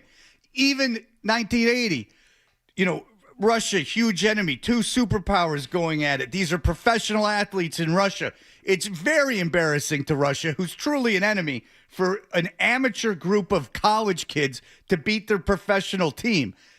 That's something. See, the thing that I think is maybe most hurtful to Scooble or anyone else, and call them soft or whatever, because I think the way pitchers are treated and the way, Fred, you described it accurately, every scintilla of every muscle fiber is analyzed and everything is ramped up and scheduled, and that, to me, that's annoying, I think, for a lot of people. But you do know it's necessary. It's necessary. You can't pitch all year. That's why these guys get these. Every pitcher that's a starting pitcher gets a debilitating injury at some point, and there's a reason for it. They have to be treated like this. It's at the very least preferable, and for a lot of guys necessary. They don't know any other way. Right. What I think can be harmful to a guy like Scooble or anyone else is it's a long season, and you have to be invested at certain points. There's certain games that matter more than others. Right now, you should be giving your brain a rest. You should be out there in spring training and not caring about the outcome of the game. You should be thinking about whatever it is that your pitching coach and your manager wants you to be thinking about. That's the thing. And for them to be out there emotionally invested in any way at this point, this is another kind of gas in your tank that you're using up on something that ultimately doesn't matter. I can explain it. Take away injury. What happens to a lot of pitchers at the end of the season? A lot of them, good ones. They get burned out. They get tired. And that's ain't mental. That's their arm. Yeah. And you want to tell their arm, Brian hey, Bale. pussy, you lost velocity on your arm. They're not trying to throw hard. They lose velocity, these guys. They lose control because their arm can't take it anymore. You can call them a pussy all you want. They're trying their best. They would like to pitch better. Right. It's impossible for them because they're fatigued. Their arm is run out. And a perfect example of the guy who relieves Scooble, Clay Holmes, who used to be a closer, has just recently been turned into a starter by the Mets, throwing a lot of breaking balls when he relieved Scooble. And I was listening to the broadcast, and whoever it was made a good point. At this point in the season, at this point in spring training, managers and pitching coaches want relievers to throw fastballs to strengthen their arm, Clay Holmes, because he was in a tournament situation, throwing a lot of breaking balls, getting a lot of guys out, that would go against what Mets officials would want Clay Holmes to do. And that might hurt him as you go further on during the season. And I think the arm strength, run out of gas in August. And then to finish things up very quickly, I just think that the players almost are like self-aggrandizing themselves. Like they're pumping their own egos up by acting like this thing's super important when it's not. They're kind of being like a wrestler. They're like acting like they're doing something that's so patriotic and wonderful for the country. And you're kind of like, well, you're the one saying it is. Like, is this so if when you win, like you'll feel better? No, I can assure you we'll be fine without you winning. It's good. I'd rather, I'm not even a Tiger fan. I'd rather the Tigers play better than the World Baseball Championship United States team to win. It's fine if they don't. Believe me, you have my permission to lose. All right, Mike Lombardi's a loser. Hello. And he talked. For whatever reason, they're letting him talk. Not according to one person. He loves him. Yeah, well, it's two morons, so you got a hint at who he talked to. We'll be back in just a moment. You're listening to Toucher and Hardy on the Sports Hub. Hey, it's Hardy. I stopped by for the first time a place that...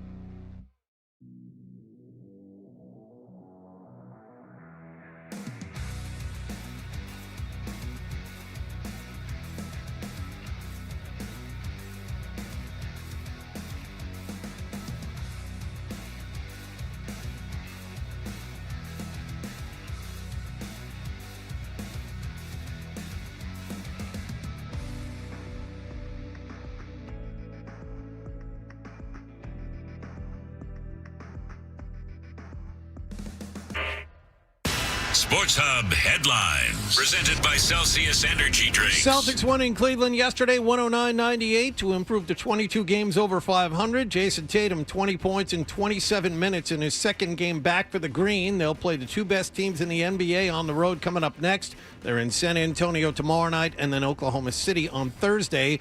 The Bruins lost spectacularly, 5-4 in overtime in Pittsburgh. Pavel Zacha, a hat trick, but the Bruins still blew a 3-0 second period lead. Anthony Mantha, 2 goals, and Tommy Novak, the game winner for the home team. Bruins back home to play the LA Kings tomorrow night. Patriots defensive lineman Christian Barmore will be arraigned in Attleboro District Court today on a charge of domestic assault. The NFL's legal tampering period with free agents begins at noon Eastern time today. Red Sox will continue their preseason against Philadelphia in Fort Myers this afternoon. And at the World Baseball Classic, the U.S. plays Mexico tonight. This morning, Korea leads Australia 6-1 in the 6th inning. Sports Hub headlines are brought to you by East Coast Metal Roofing. Never, ever replace your roof again. It's East Coast Metal Roofing's Spring in the Savings event, where Sports Hub listeners get 10% off the new roof that's guaranteed to last a lifetime. Call 844-611-ECMR or eastcoastmetalroofing.com. I'm John Wallach of Boston's Home for Sports, 98.5 The Sports Hub. Your next update at 8:30. Follow the latest Patriots free agency moves this week. Listen on air and follow us online at 985thesportshub.com/offseason. I know. No, you don't know. Everyone agrees that I'm the only one who's not wrong. Right or wrong, they're back. Toucher and Hardy. Absolutely feel. It's okay. It's like talking about masturbation. I think that it's open. It's something that it's healthy to talk about. You shouldn't feel shame if you like to be pegged. Absolutely not. I'm a little surprised. And you shouldn't. No, you shouldn't. I'm saying you. You're saying that I want. Yes, okay, you want this to become, like a real easy thing to talk about. All right, that makes me feel a little too much. That makes me feel better about you. Okay. So you're saying that I want to get pegged. Okay, yes. Very good. That makes sense. I'm saying that you're getting pegged, and you yes, slowly want to be able to bring that into the room, like the post-show meeting, and talk about it, and have that be part of the casual conversation. But you got to heel-toe your way there. Thank you, because I thought you were holding the room and saying, "Why did you say anything about pegging?" Okay, all right. So you were saying that I like it. I'm saying yes. That makes me. I was like, all right, little lady, thanks for coming this in. This is the first step in a lot of conversations that allow us to you being able to feel open about your pegging experience. I wonder if I really did like getting pegged, if I would be comfortable talking about that on the air. I probably not. I'm guessing I would too easily think about the guys who I know who do it, and there's only one show where Stern, yeah. Yeah, Stern talks about it. But do you want to be thought of as like the Ronnie Munn of Boston? Right. Because there's only one comp, really. Is there another guy on that show? I don't listen to it. Like they're only on twice a week now, and it's the Eddie Vedder station now. Oh, I didn't hear that. Did they replay that interview? Well, I haven't heard Eddie Vedder's voice on it, because as soon as I see Eddie Vedder, and look, Stern's the best to ever do it. I still listen to Stern. He's only on twice a week now, and he interviewed Eddie Vedder for apparently a real long time. It was a couple hours. And I don't want to hear that. He can interview wherever he wants. This is an insult to Stern, but he can. I don't want to hear it. So if you're a Stern fan and you want to hear stuff that he's done recently, it's basically you're listening to that Eddie Vedder interview, which I won't. So I've just seen the text that says Eddie Vedder. Gotcha. Because I don't.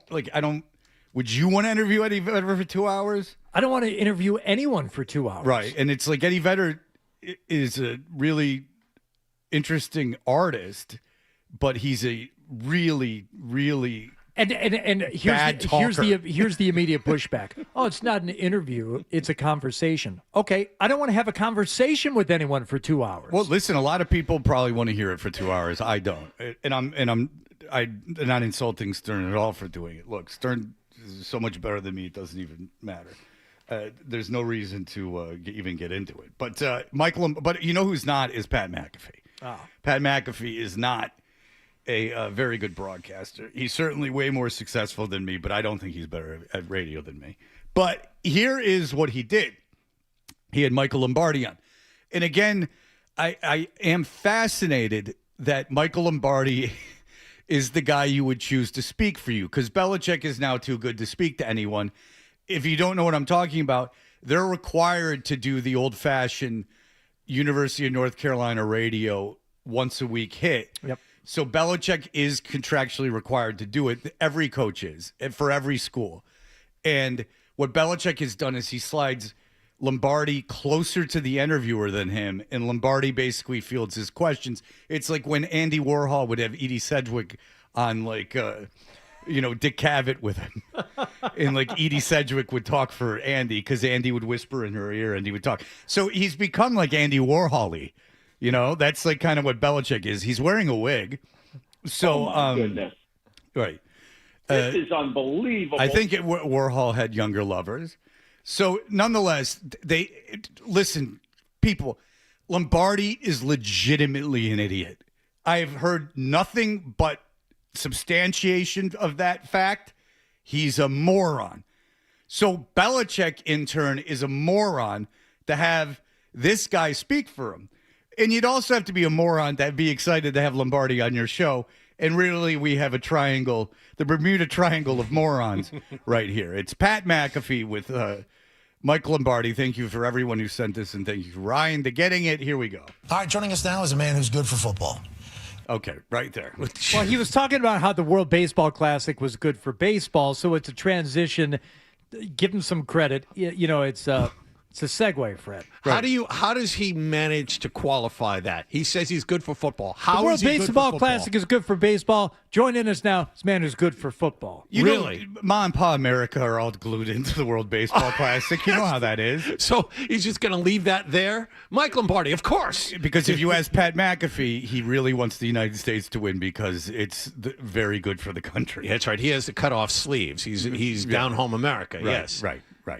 If they lose, it's going to be disastrous for the country. Right. All right, joining us now is a man who's good for football.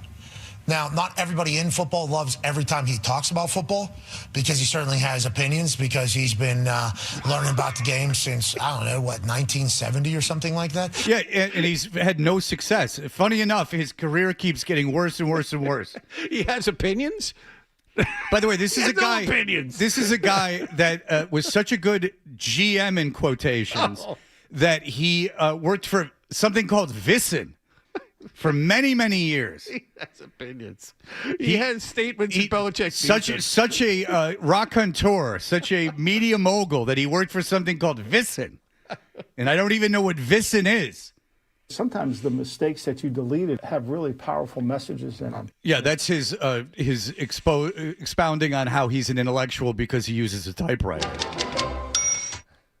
Again, use a typewriter all you want. I don't need to hear you jerking off about it for 10 minutes about how smart you are because you use a typewriter.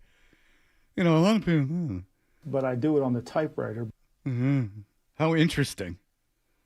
How convenient for everyone you work with, too. It's good. We'll get that letter in about 2 weeks that you could have sent immediately. I'd send it through the mimeograph machine first. Yeah, exactly. Hey, Carol, get in here and let me smell the paper. All right.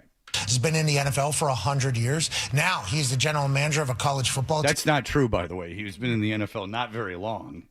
He got the coffee for Bill Walsh, which he's turned into his assistant GM job, which, according to everyone in the Walsh family, is not anywhere near the truth. He lies. He wears Super Bowl rings that were given to him as a favor from Belichick that aren't even the real Super Bowl ring. But who cares, you say? Oh, no. He'll do speaking engagements wearing them and use them as a prop about why you should listen to him when he knows he was given to it as like a gift from a friend and it's not the real one. I know way more. That's a con job, you understand, ladies and gentlemen. He's doing an active con job. He's lying on purpose in order to give himself credibility. This is unbelievable. Now he's the general manager of a college football team, friend of the program, Paisan legend, ladies and gentlemen, general manager of the North Carolina Tar Heel football team, Michael Lombardi. Wow. That's fun. That's fun. They give everyone a round of applause.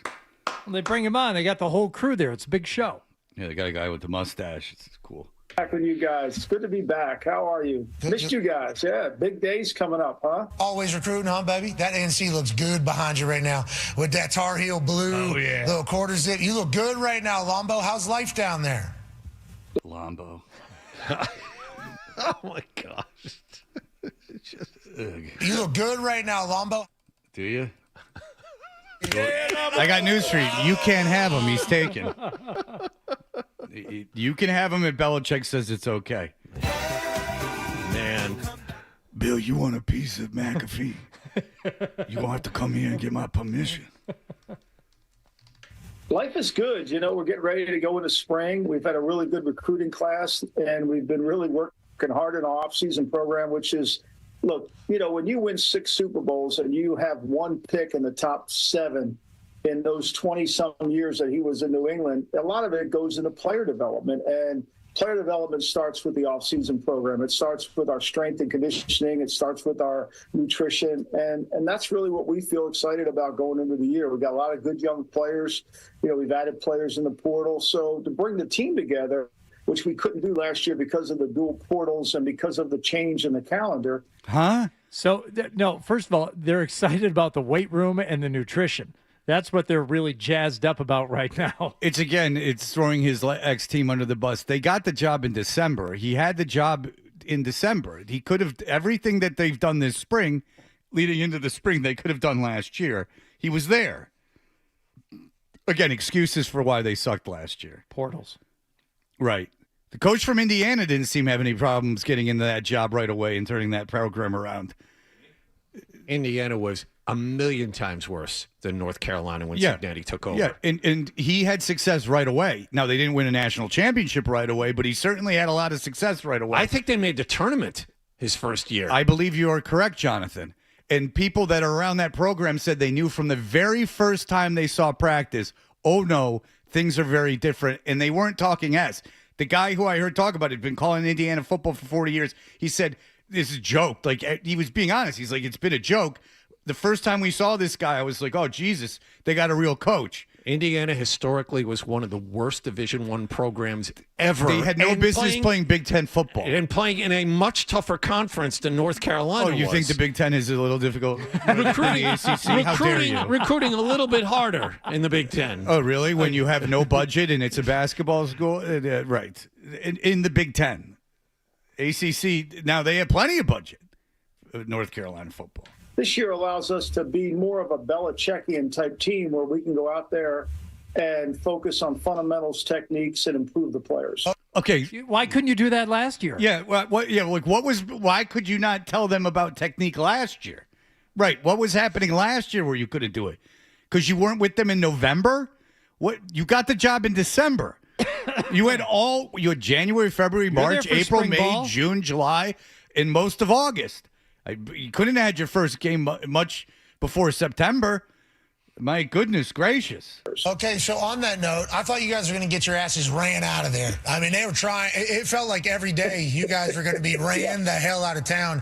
And I'm going to be honest, even as somebody that knows you both and knew how much passion I think you all had to get back into ball and how much you were enjoying it, seemingly when you were talking to me, I even started to question, like, is this going to be something they're going to continue to stick with? Is this going to be something they're going to continue to want to do and deal with on a daily basis? Is this what you want your life to be right now? Just constantly attacked seemingly for everything that you have going on, saying that you're a piece of trash strictly because it's against recruiting now and they're trying to get players that you're potentially trying to get. I thought you guys were going to potentially say, all right, we actually are done with this. But instead it almost like empowered you guys. Is that a way to describe it? And I think going in, your plan was we're going to need a few years here to kind of build what we want. Yeah, the plan was to go 2-6 in the ACC first year. That was the plan.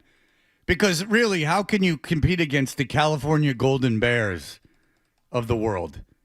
I mean, how can you get up there in Stanford Cardinal, who's on top, getting in there and just in shooting around there? I mean, Virginia won the ACC, and we all know Virginia's. I mean, come on, it's a real blue blood program. Some said they wouldn't have any wins within the conference. How many did they have? 2? That's right. All right. Yeah. They had one more win than BC and Syracuse. Hello. You look good right now, Lombo. Yeah, how about that? Nice. I mean, listen, they had some big wins. They beat Richmond. It was a big situation. How can you do that?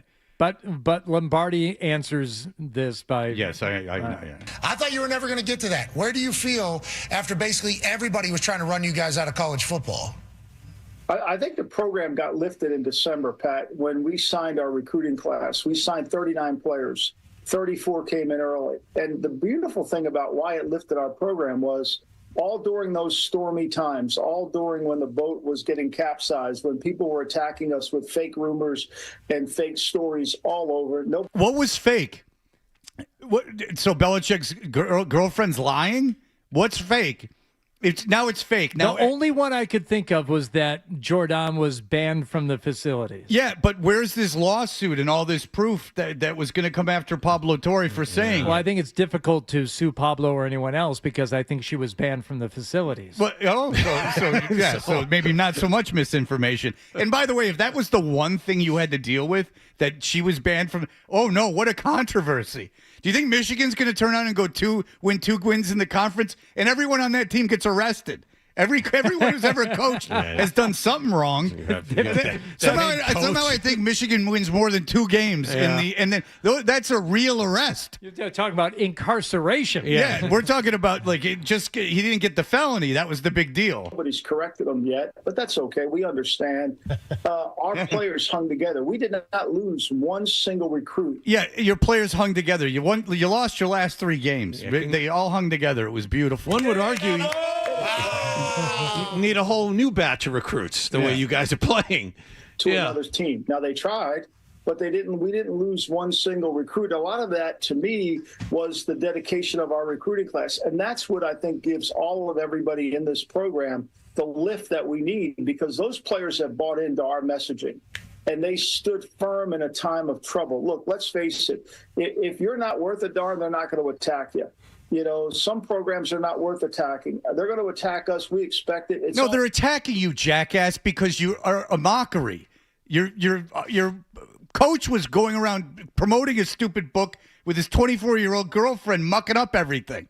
Yeah, they're going to make a mockery of you because you're worth mocking. That's when it capsized. When the boat was getting capsized. Good. We've been in the arena before. We don't listen to the noise. We focus on what we have to focus on, and we move forward. It's when you get older, you get more ability to deflect that and move on. And I think Coach and I and this team has, and I think I owe a lot of that to these 39 freshmen who've come in, who've really decided that they're going to build North Carolina into something special. I love that for you. Congratulations. It got a lot out there.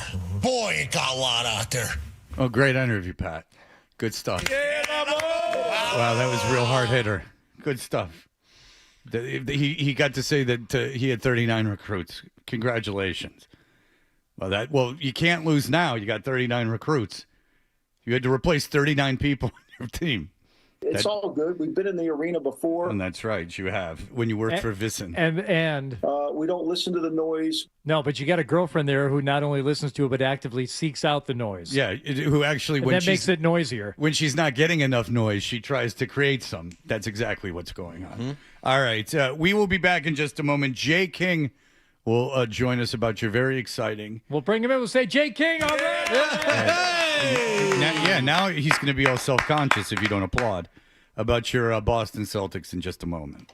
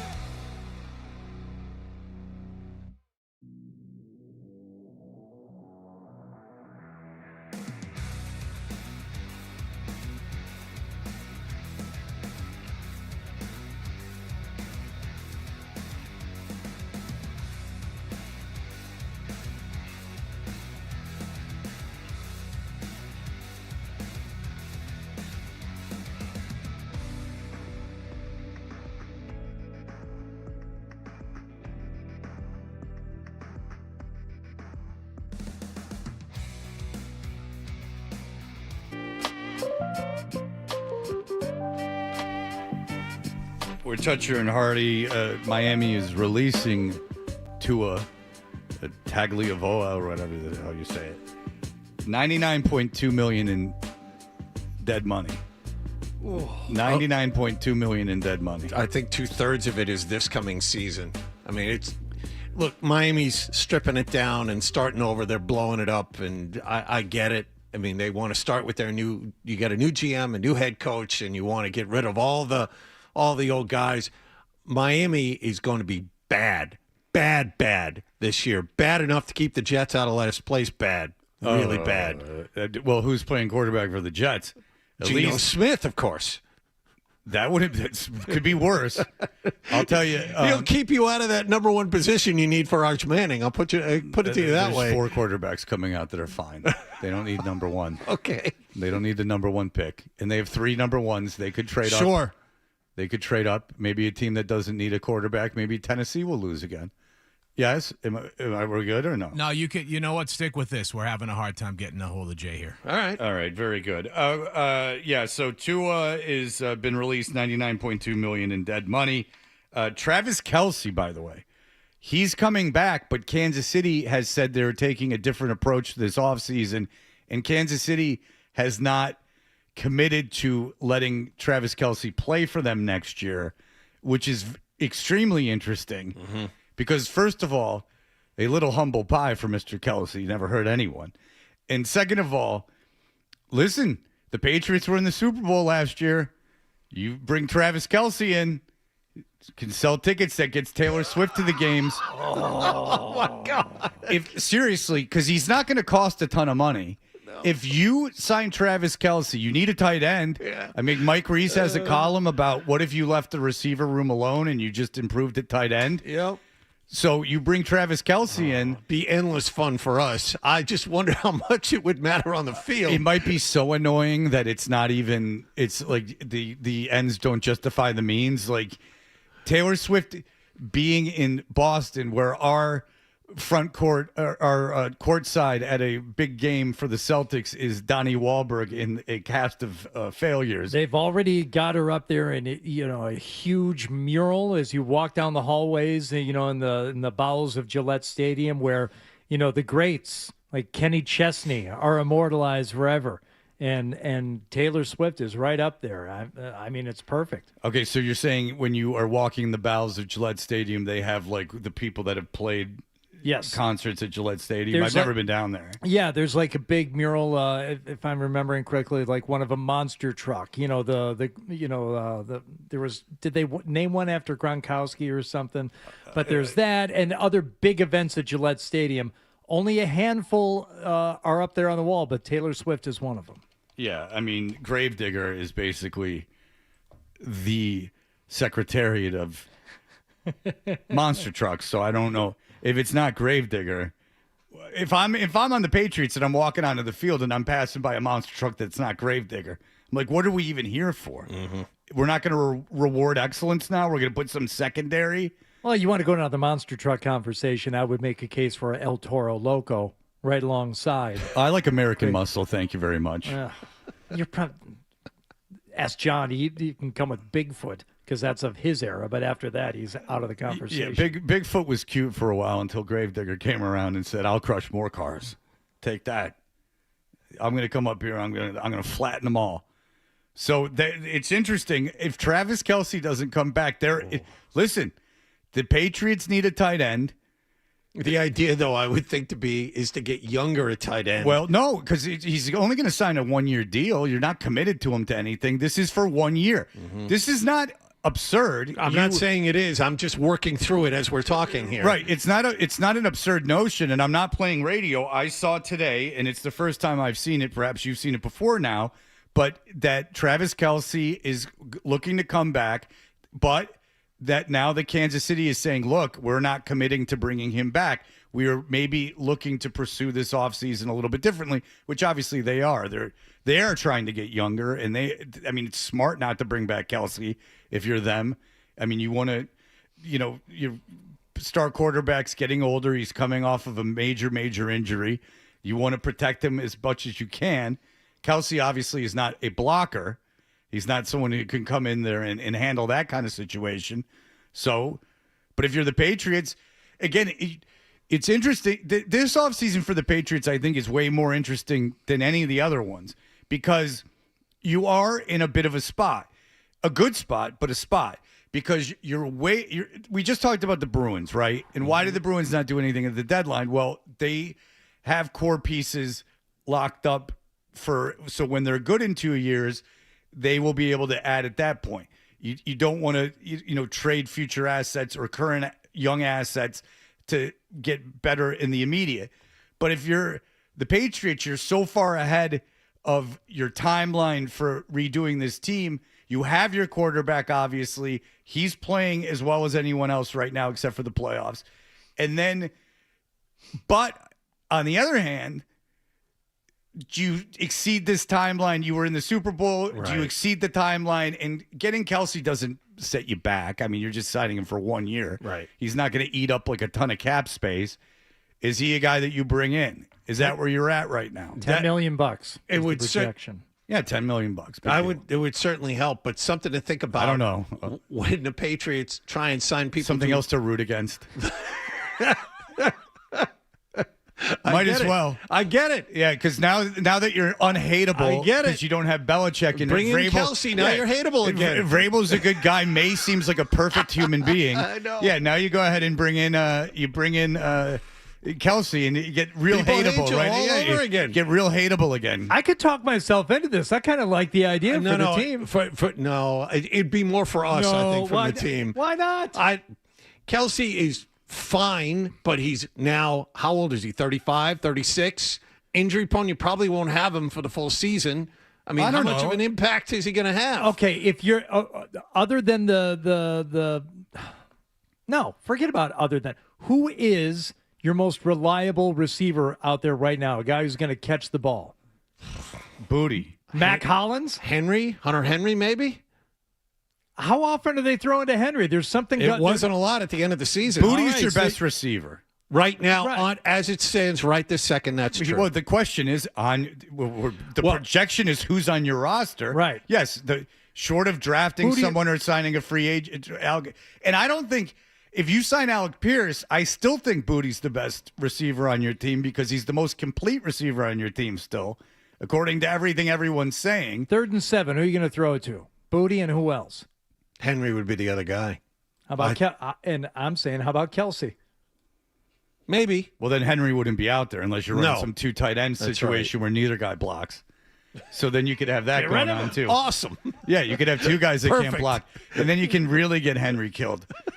May killed. And another thing that's interesting that happened over the weekend that is another reason I find this offseason to be fascinating for the Patriots is they traded Bradbury, which Bradbury played well. He was not projected to, but he started every game and he played very well. They traded him. Doesn't matter what they got. They didn't get much. But now that does mean you're making moves on the offensive line because your left guard from last year is no longer going to play left guard. He's going to play center. Which is what he played in college. Right. So that puts why you drafted him, Which is why you put him back to his natural position. So that's great. I am telling you, I am fascinated. I know every writer comes in because they talk to the team, and I don't doubt that, they're getting drunk at the combine, and they're telling you, Will Campbell's our left tackle. Will Campbell's our left tackle. This does free up left guard. If they draft a tackle and Morgan Moses comes back, I am very, very interested just how dug in they are on Will Campbell playing tackle for them because he couldn't have played worse. And he played worse on a very big stage. Worse, according to some analysts in metrics, worse than any other lineman all season in any game, regardless of position. They sounded awfully dug in at the end of the season and right after the Super Bowl to the point where I thought this sounds almost a little too much. I think it sounded like they were defending the decision and doubling down on it to the point where if something were to change, then they're going to use, injury-wise, he's still coming back. He's still got, some things to deal with in that aspect. I don't know how they come back from it, Fred, because they've Well, because if you want to win games, you can't just be locked in because of where you drafted a guy. Like if you're like you drafted Trey, just give me an example. I'll give you an example. Right. The 49ers draft Trey Lance at 3. They trade up to do it. In the 7th round, they take Brock Purdy. Brock Purdy's their starting quarterback. They didn't dig their heels in on Trey Lance being their starting quarterback. They said Purdy's better. We're gonna play Purdy. I know it didn't work out exactly like that, but they got drafted the same year. I would have a lot of respect for the Patriots if they admitted we messed up. Not that we messed up that we took him. We think he can be the best guard in football. We moved him to that position. I think that's highly of the team that they're willing to adjust like that and admit that maybe they drafted a guy, they overdrafted a guy, but that doesn't make Will Campbell a failure. It just means that they overdrafted him by a little bit. The only difference between those two comparisons is that the 49ers didn't come out and say, we don't care how Brock Purdy's doing. Trey Lance is still our quarterback. But the thing is that fine. Then you're saying you. I don't think you come out and question Will Campbell's position because it doesn't do you any good. It just you're at that point. You're just, he probably feels bad enough as it is. You're just trying to keep his confidence high. I would have a lot more respect for him if they made the move and just went, yeah. Look, we drafted this kid. He came in and he wowed us. He's better positioned for left tackle. And they made that move then, oh, no, you said this over then. But why not at the end of the season just give the standard, hey, we're going to evaluate everything. We'll get into camp and every position is up for grabs. Because this kid's devastated. He's devastated. He's humiliated. He played everyone. People that aren't football fans know his name for playing poorly. Why pile on at that point? Would you? I mean, if I was them, I would be like, he's our left tackle. I don't need to make it worse. I don't need to sit there and pour dirt on him while he's already down.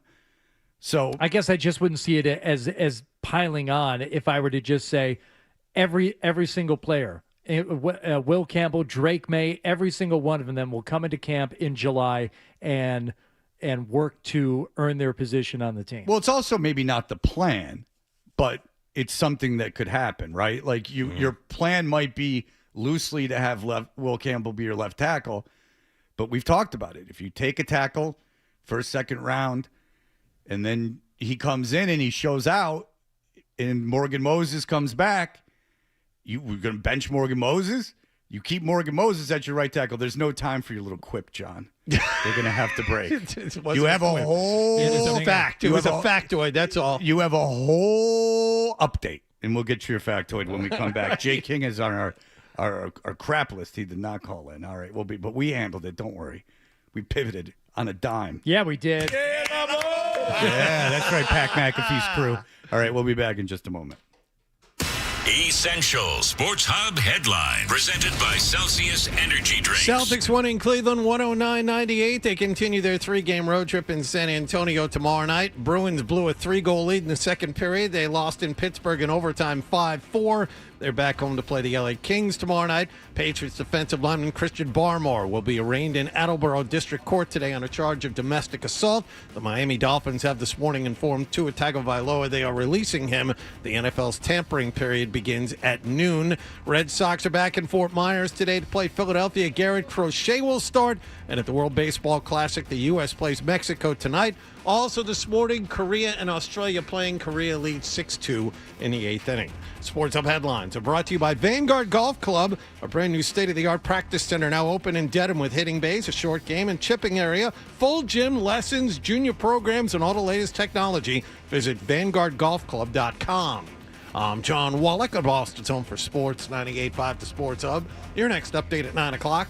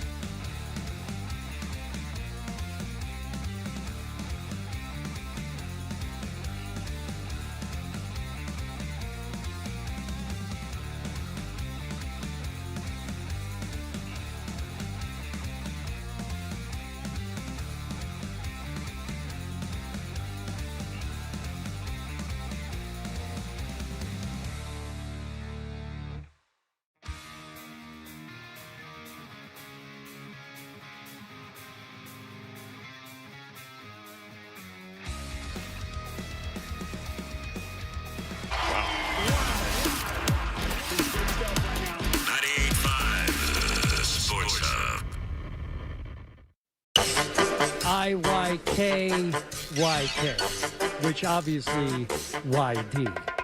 Okay? Toucher and Hardy, mornings on the Sports Hub.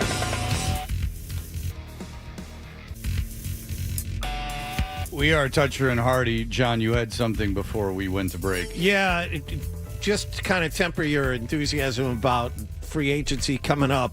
You know, you have Drake May, who's going to be due about $70 million a year in extension a year from now, and you have the big Christian Gonzalez extension, which might happen in the next couple of months. Oof. Just to give a comp for that and get a kind of a price point on that, Trent McDuffie signed a 4-year, $124 million extension with the LA Rams after being dealt there last week. McDuffie and Gonzalez, both second-team All-Pros last year. Now, McDuffie's been a little bit better, but, you know, if you want to ask what kind of a price Gonzalez is going to get, he's in that ballpark. Maybe not quite as much, but, you know, McDuffie just got $31 million a year. Gonzalez doesn't drop much below 29. I mean, he's in that ballpark there. It's going to be right there. It's $100 million guaranteed over the next 4 years. You got to think he believes he's going to set the market. Yeah. I mean, you got to figure that, you know, each time one of these stud corners comes up, they set the market. It just happened. Derek Stingley Jr., $30 million. Sauce Gardner, $30.1 million. Yes, exactly. Now McDuffie, 31 total. Yeah, so now 31.1. This is the ballpark that you're talking about for Christian Gonzalez. Yes, and you know that's corners, edge rushers, left tackles, and quarterbacks. So you have wide receivers. You have $30 million a year coming up for Gonzalez, $70 million a year coming up for Drake May a year from now. These are things, even though the cap is crap on a lot of levels, these are things you're going to have to begin to factor in. Well, first of all, thank you for saying the cap is crap. My apologies. No, it's fine. Travis Kelce at $10 million sounds better and better. The cap is nonsense when it comes to signing your own players. Unless, again, you're like the Eagles, a guy like Milton Williams scores free because you have two guys at the same position that are, you believe, better, and Jalen Carter just got a massive contract, and they knew they were going to have to sign those guys. Those are the two guys they chose. That can happen. This free agent class, by the way, is not overly exciting. There's not a lot of names. No. And temper your expectations a little bit if they even do get Alec Pierce. That's the thing. You're going to look at the price for him and you're going to go, oh my God, that's a wild overpay. Well, he's the number one wide receiver on the board. He has a skill. Okay, he can take the top off a defense. Some team, maybe the Patriots, maybe not, is going to pay him $25 million a year or more. But just the way everyone's talking about him, because obviously, I mean, how many times have we focused in on Alec Pierce, is that he's not a number one receiver, but he'll get paid like one. Yep. Or in that ballpark. So because of the market and the availability or a lack of availability for other guys. It's like Mike Evans, Alec Pierce, and Mike Evans is going to end up, I bet you, anything going back to Tampa Bay. I thought he was going to go to Buffalo until they made that trade for DJ Moore. And that's another thing is that they'd rather have DJ Moore, who's, you know, had better years than last year, than and trade for him than get Mike Evans. Again, not a lot of players were. Like, if someone got Kenneth Walker, I mean, they're not going to get a running back, but, like, if Kenneth Walker would be, like, kind of fun because he was the Super Bowl MVP, I think he's really good. He wouldn't have been the number one running back in this free agent class had the Jets not franchised Breece Hall, but he'd be, like, kind of fun to get. You're not going to get him, but, like, other than that, I mean, you don't want Hutchinson, so, I mean, what are you going to do? Cy, go ahead.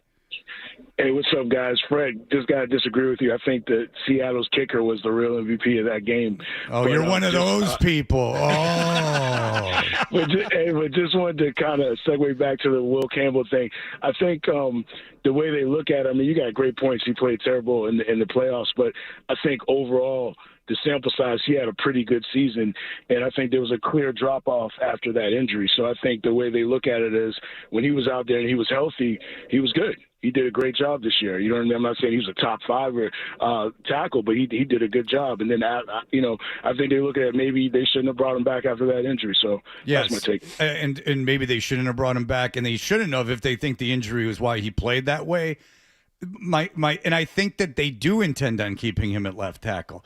But the trading of Bradbury means that left guard's open, which is interesting to me because if you do draft a tackle, which you probably will, I don't know if you'll draft one in the first 2 rounds, but if you do draft a tackle and that kid shows and you got more and Morgan Moses comes back, I'm telling you, they're not taking a tackle at any point. I don't care if it's the second to last pick in the first round and not starting him. So what do? If you think Will Campbell can be an all-pro, best guard in football, and or a average tackle, I'd put him at left guard. And by the way, it would just be dumb business not to look at it that way. If you're an NFL franchise and you get a gift dropped in your lap, like you draft a tackle at 31 and he shows up and all of a sudden you have this great guy there, you're not going to force him to sit or force him to play somewhere else. Well, we had someone on and they're like, they'll if they draft a kid in the first round, he'd be a swing tackle. And I'm like, no. Not when he just made the Super Bowl. They're not in a position where they can be drafting guys to back up. That's right. The roster isn't nearly that good. No. It's not that good and it's not that bad, if that makes any sense. Do you understand what I'm saying? Like, you can't, like, if you take a kid, like, you want to, they're going to play. You want them to play. They're good, and they're good enough to have them play, and the roster's thin enough where they need them to play, if that makes any sense. We'll be back in just a moment with a way that you can get tickets to see the Celtics. More Toucher and Hardy on the way on the Sports.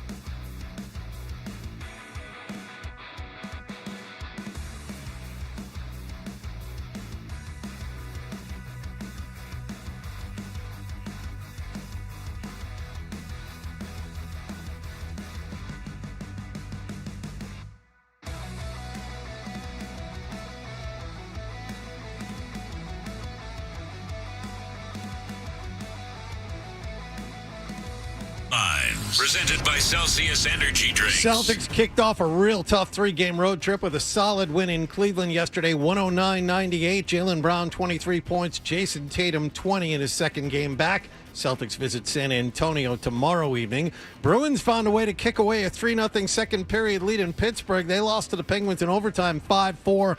Pavel Zacha, a hat trick in the loss.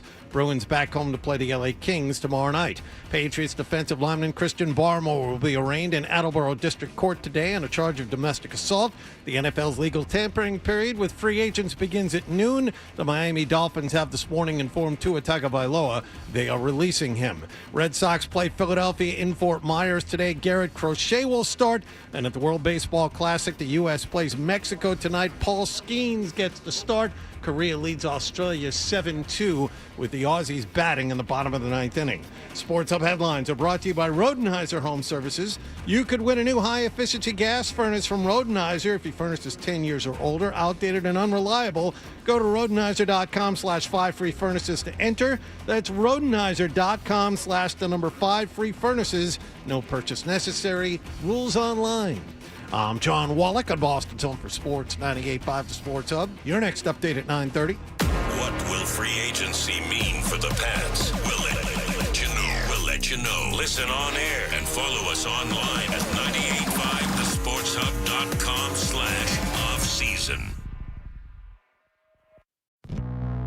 When it comes to the show, Hardy thinks the same way you do. Nothing happened. He's got the same questions. Where is the story? And the same opinions. Boring. And he's back with Fred on the Sports Hub.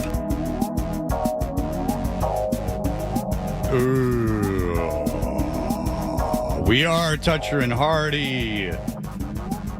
You can watch us on YouTube. Subscribe to 98.5 The Sports Hub on YouTube.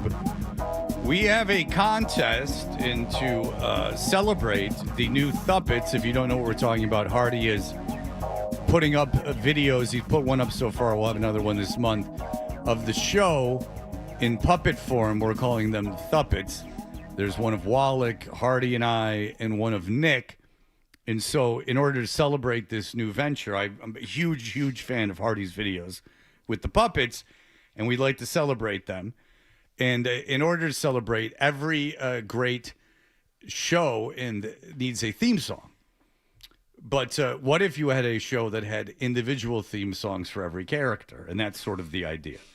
We want people to submit full songs about a member of the show, Wallach, Hardy, me, or Nick, and send them less than a minute or less, to adam12@bbgi.com. Adam says he knows AI when he hears it. No AI. No AI.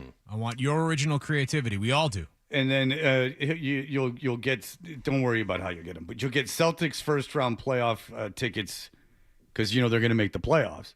So you get home playoff tickets for the Celtics to one of those games if you win. But more than that, we'll play your songs on the air and we'll appreciate it. And really being appreciated is the best gift at all. Then we'll pick the one that we like the best. Hardy will make a video about it, whatever. But we need songs about members of the show. And a listener emailed in. Listeners very helpful. And they said have been listeners submitted songs. I'm sure we've done something like this before, but this is we've never done the puppets before. So, and look, every show has done song parody contests. I understand it. But this is in honor of these puppets. I am such a fan of Hardy's puppets that I do want more attention on them. I'll reiterate a story I told before. He had a friend in Las Vegas that works in radio. Goes, "Is that AI?" And he goes to me. Hardy asked me, he goes, "Do you think that he really thought it was AI?" And I'm like, no. He hoped it was AI because then he wouldn't have to do anything. He would just have to tell AI to make the puppet show. No, so it doesn't look like AI at all. There's no way it's AI. But he wanted it to be so he could do it. Because he didn't want to think that there's someone in radio still trying. So he didn't. He was desperate to find a way someone around else it. in radio doesn't want to see another person in radio. Yeah, wait a second. You're still putting effort into this thing? Oh, my goodness. I thought with podcasts now we could just sit down and casually chat with someone for 2 hours every morning.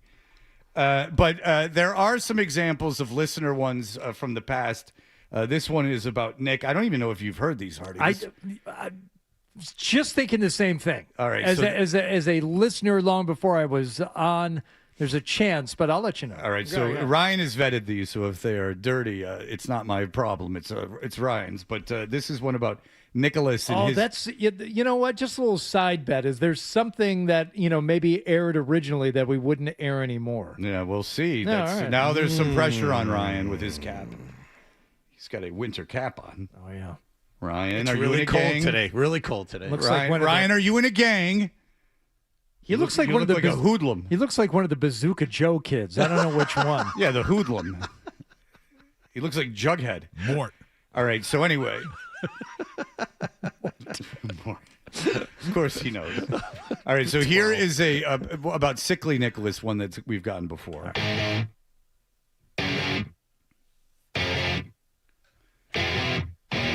I'm having trouble with my bowels. They're leaking out all over me. My girlfriend found me with 5 pounds of stinky butt mud in my briefs, all alone in my room. Butt mud. My heart is beating by machine. My dad is way cooler than me. I'm not liked by Rich or Fred. I wish I was just dead, all alone in my room. All right, so that is an example of one about Nicholas. Would you like to hear Not one bad. about, this is long, I'm only going to play, it's too long for the contest. This is one that was done about Wallach before. I like it already. Yeah, I you wonder do. what it's like to be hated by 3 wives.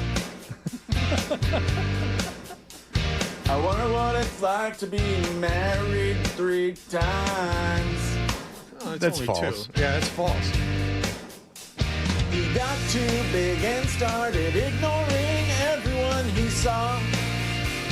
He told my son he'd punch him in the jaw. The jaw.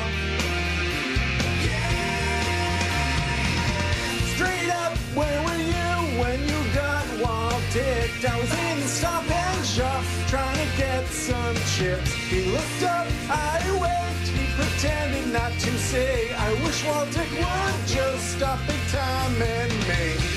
All right, bad. so there you go. And then it goes on for another minute, which would be too long. But see, I play these as an example of you don't have to overthink it.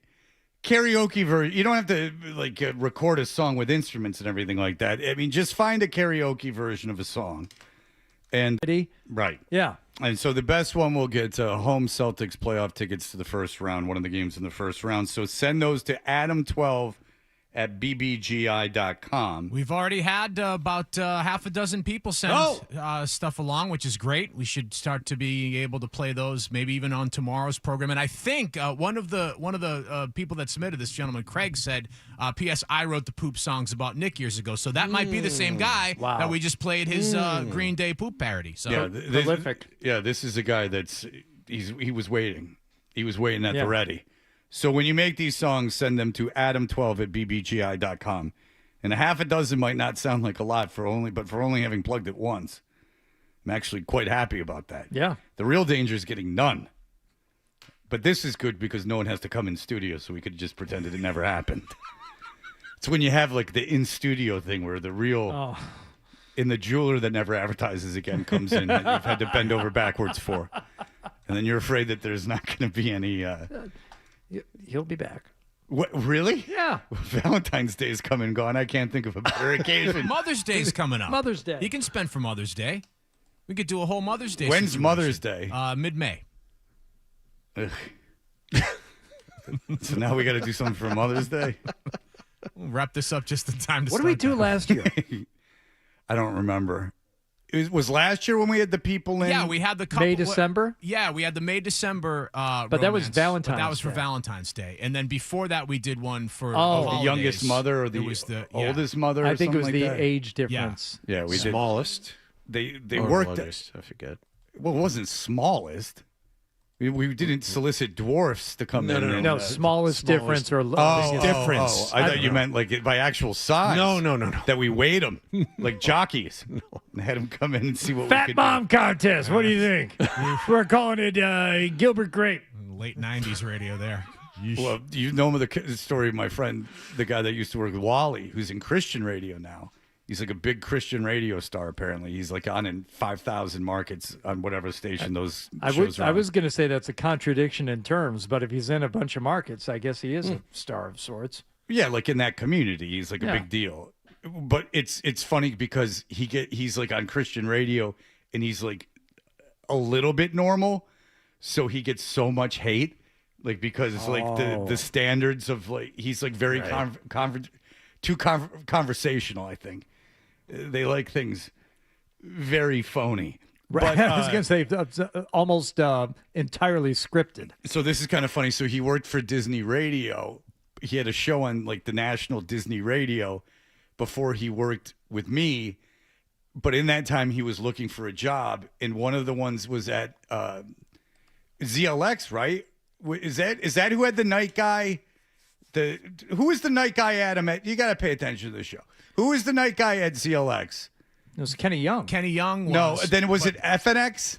No. It was ZLX. It was when Opie and Anthony were there, or like right after Opie and Anthony were there. It wasn't Kenny Young. It was a guy he had one Rocco. name. Rocco. You're thinking of Rocco, and you're thinking of AAF. Okay, so, not ZLX, AAF. So it was WAAF, and it was this guy, Rocco.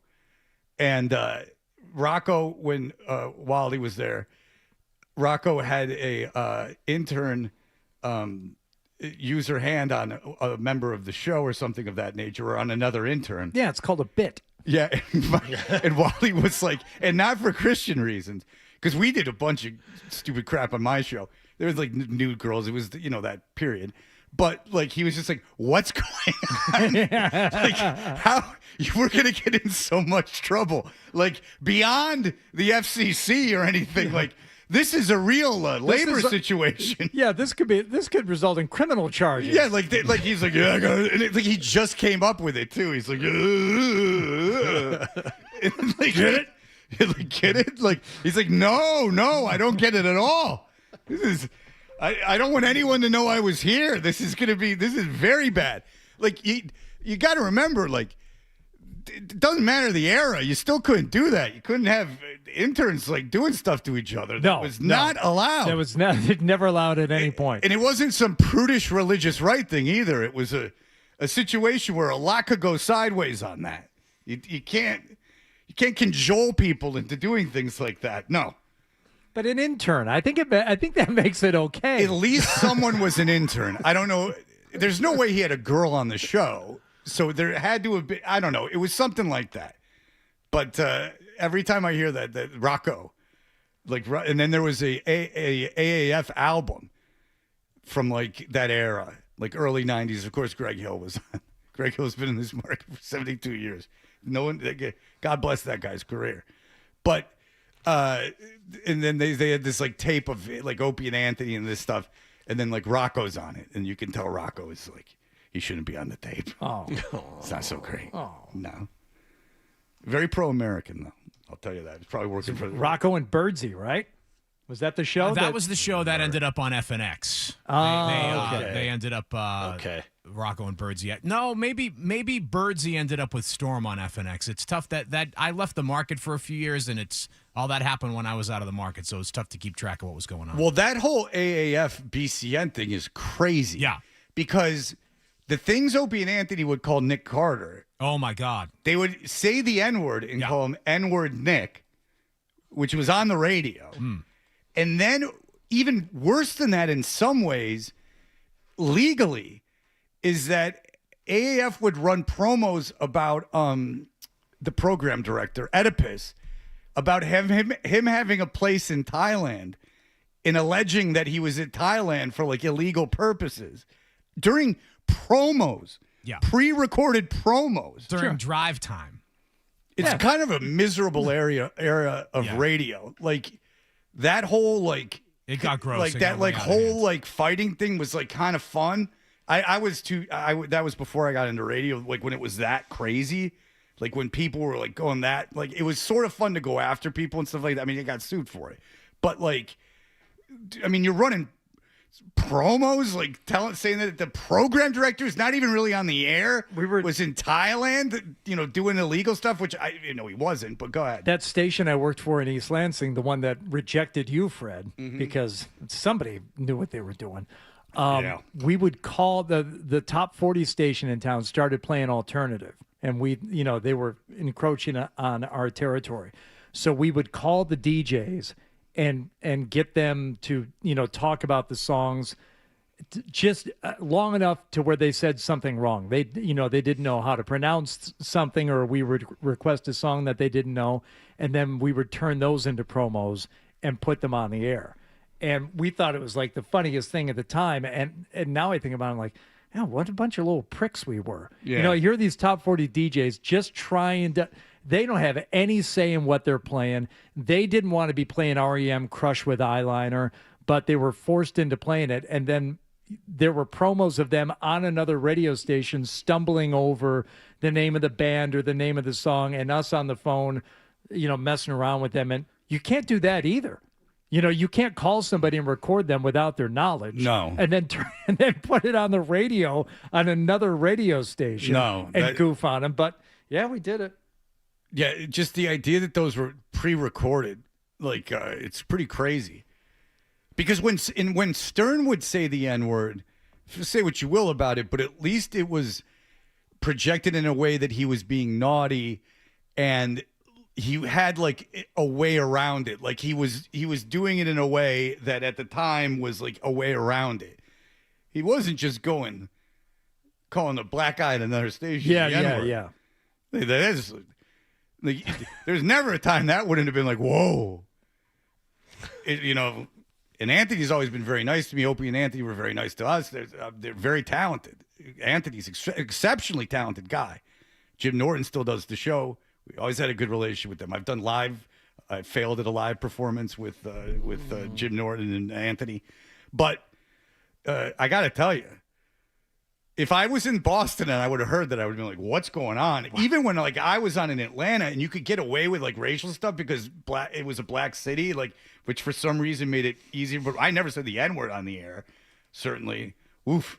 I would have been like, what's going on? What planet are we on? And if I would have heard that promo about the program director of the other station, how deep are you guys getting?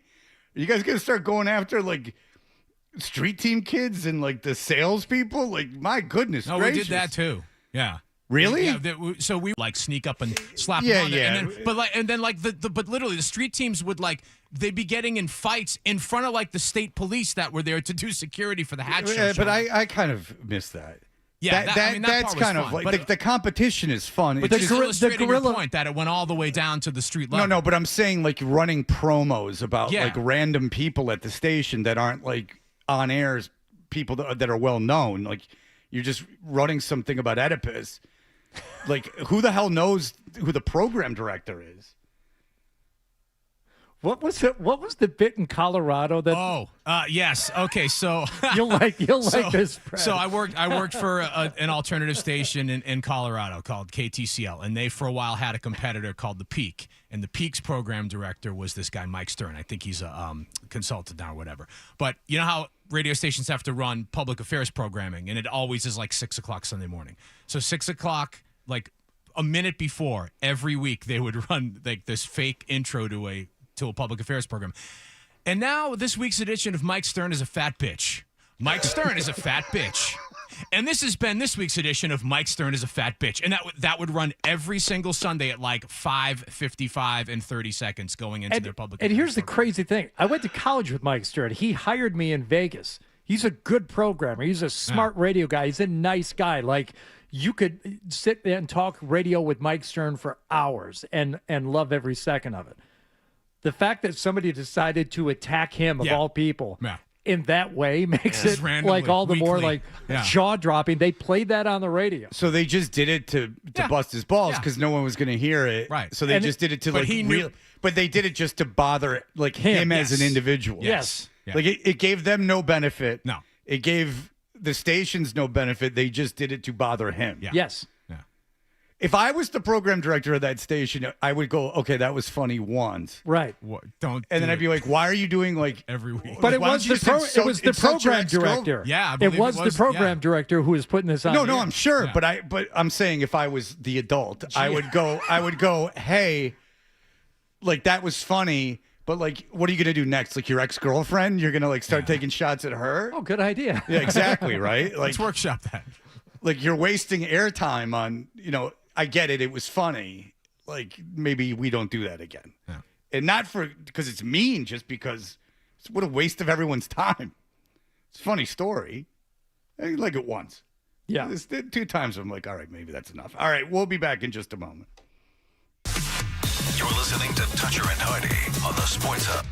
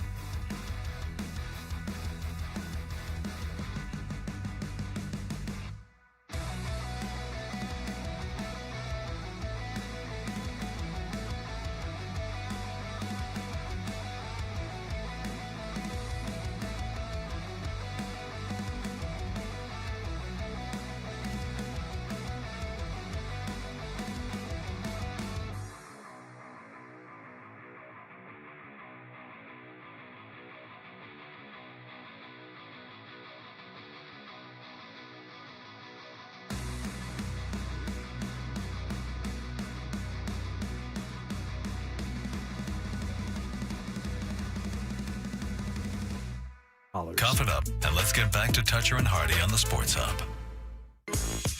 You know, I got an idea for a bit. The email bit. We should do the email bit. It's a great idea. Let's do the email bit.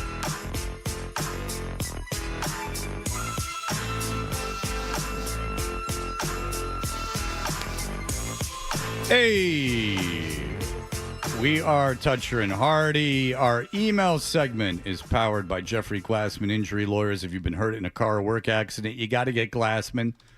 Don't just send an email. Call all sevens at 617-777-7777 or visit gottagetglassman.com.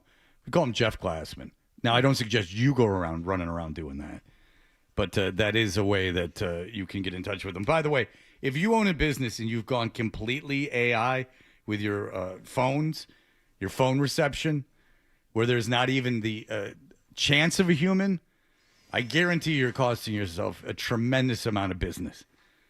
Because sometimes there's just a quick question that if a human being was to pick up the phone, and I'm talking about a brick and mortar business. This isn't, I'm not calling like Dove soap. I'm calling, a brick and mortar business. There's no way to talk to a receptionist. They're open. There's no way to talk to a receptionist.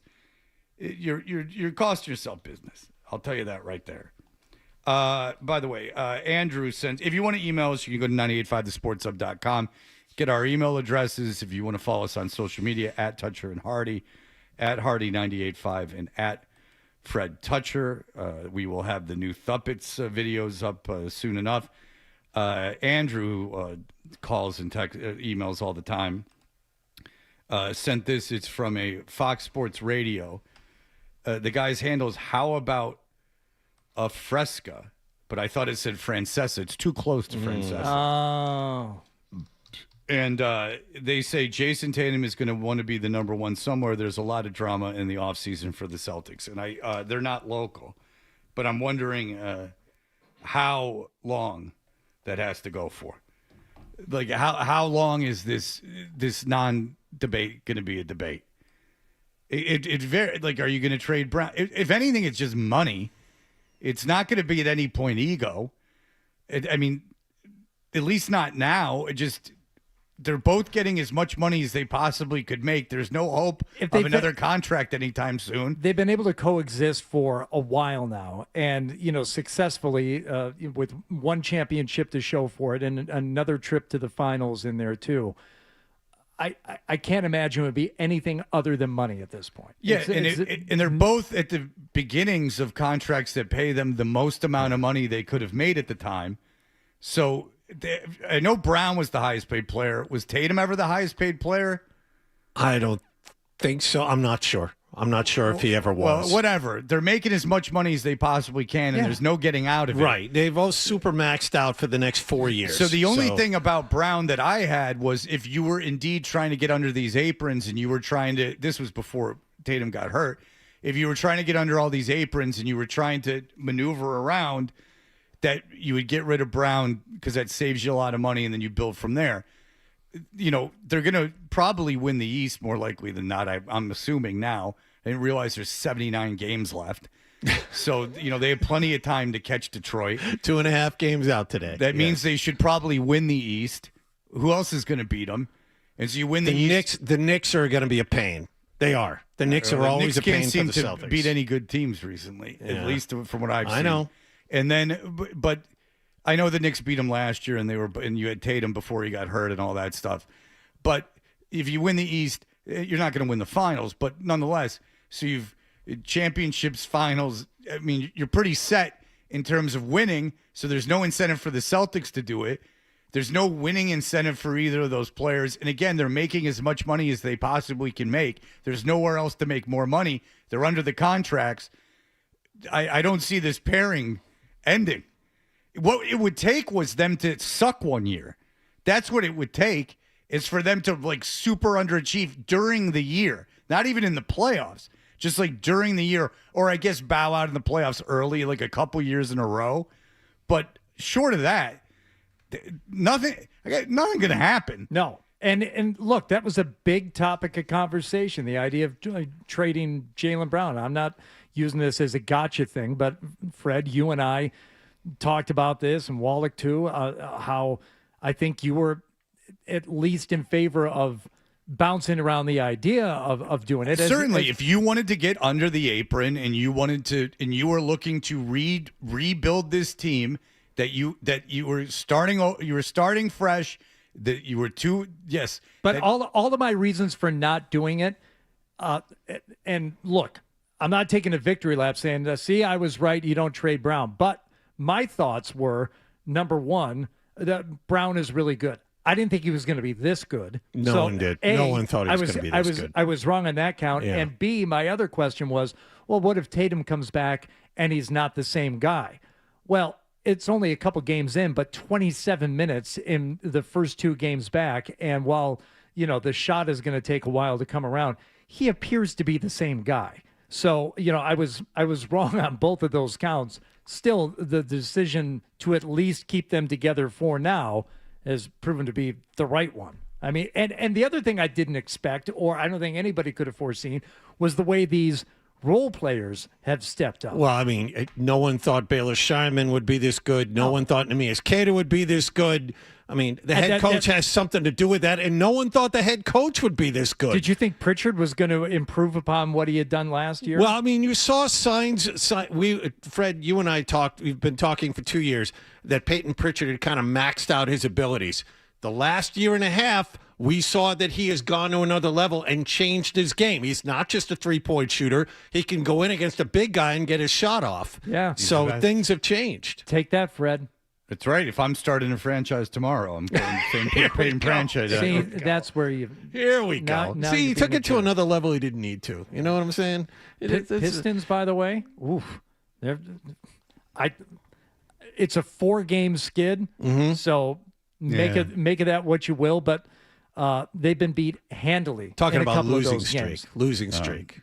By the way, they were up in that Nets game by like 20 points early in the game or something like that, and they managed to blow that. Yeah, and they ended up losing that one by 2. But they got beat handily by the Heat and who else was in there? Oh, the Spurs. Yeah, the Spurs. Yeah, they've lost to the Spurs twice, but the Spurs are very good. Look, we'll see how the Celtics tackle that tomorrow night. Well, if it's Oklahoma, and look, you lose 4 games in a row in the regular season. Who cares? They're just taking days off. It's too long a season. But I don't think there's any question with Tatum that the Celtics should be the best team in the East. They should be. They have the 2 best players. They should be the best team in the East. They have the 2 best players. Is anyone in the East better than Brown or Tatum? If Tatum's healthy? No, that's the best duo that I can think of. No, but just individually better. Not really. It seems like the West has got everyone that is on that page. The West has everyone, and we were talking about if SGA and Jokic. If Oklahoma City plays San Antonio in the Western Conference Finals, that's who the best. But team in the I'm league just is. doing this exercise as we were talking here. If everyone else was off the board and they have enough games to play, it would have come down to Cade Cunningham against Jaylen Brown for the MVP. That's what we were talking about last week. Tatum, when he's on his game, is better than both of them. Right. So there's no one better on the Nets. There's no one better on the Knicks. There's no one better on the 76ers, the Raptors, the Bulls, the Cavs, the Pistons, the Pacers, the Giannis. Maybe Giannis. Well, maybe Giannis. Maybe. And there's no one in the Southeast that's anywhere near. We did that exercise where they had Tatum Brown is the 11th best player in the NBA. And the only guy, we started the debate at 5 when we started comparing him to Anthony Edwards, but Giannis was number 4, right, on that big list you were talking about. So Giannis, maybe Giannis. Giannis. And Milwaukee's a terrible team, so there you go. So out of the Eastern Conference, you not only have the best duo, you probably have the best 2 players in the Eastern Conference. So there's no reason you shouldn't win the Eastern Conference. You should win. Oh, you should certainly be the favorite, if nothing else. I certainly don't think you're better than San Antonio or you're better than Oklahoma City, but nonetheless, that's maybe Oklahoma City's San Antonio's too young. But then how would they get past OKC? If they beat Oklahoma City, you got to figure. Then who's beating them? Then they're over that whole thing. That's the one good thing about being in the East. You don't have to beat both those teams. You only have to beat one of them. Right. And look, I wouldn't want to play the Pistons for like 7 games, and then I think the Celtics win that series, obviously, but I wouldn't want to get beat up by them for 7 games because that's the only way the Pistons would be able to play them. And that's really the only hope you have for a team coming out of not the only hope, but that's one of the things that you kind of count on if you're coming out of the East is that presumably OKC and San Antonio are going to beat each other up in a 7-game series. And by the way, that's the other reason you want to finish first instead of second, because Detroit would have to handle the Knicks in that second round instead of you. And hopefully, those 2 teams would beat the crap out of each other and you get to play the survivor. Right. So you don't have to play the Knicks and Pistons, right? One email here from the show on Friday night, the Michael Shannon, Jason Arducci REM show at Royale. David said, just getting caught up on the first hour on YouTube, Bobcat Goldthwait was actually there and performed. So I said they had a comedian that opened the show, Eugene Merman. But Bobcat came out. Sadly, he did not do any Police Academy bits. No.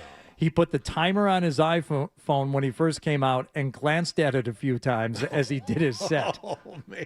Well, in fairness to him, there's no light. Like, you got to know when the set ends. He's only got a certain amount of time. I don't think that that's actually unprofessional in that setting. Okay. He's at a club before a rock band. When you're at a comedy club, they shine a light for you to get off stage. That light doesn't exist there. You don't want someone in the wings going, hey, you got 2 minutes. Yeah. Like while you're in the middle of a joke. So that's not the worst thing in the world that I think. If he's running a clock of how much time he has left. First of all, I don't think he's overly – the guy's been a pretty successful director. I don't think he's overly concerned about getting over on the cover band show. I mean, he's probably doing it because he's friends with those guys. I'd imagine. Successful director? Yeah, Bobcat Goldthwait is a rather successful director. Really? What is he? What is like? I didn't say Scorsese, but I think, think like comedy films. I think he does a lot of TV comedy, and that he has done. Well, he certainly did Shakes the Clown, which is very exciting and not depressing at all. I don't know why, but there are multiple clips of Jerry Seinfeld. Who loves talking about comedy and all this stuff. And and I don't know if he ever says his name, but if he's ever speaking really poorly of another comedian, it's Bobcat Goldthwait. Yeah, I don't know what his problem is. Because he used to go after him.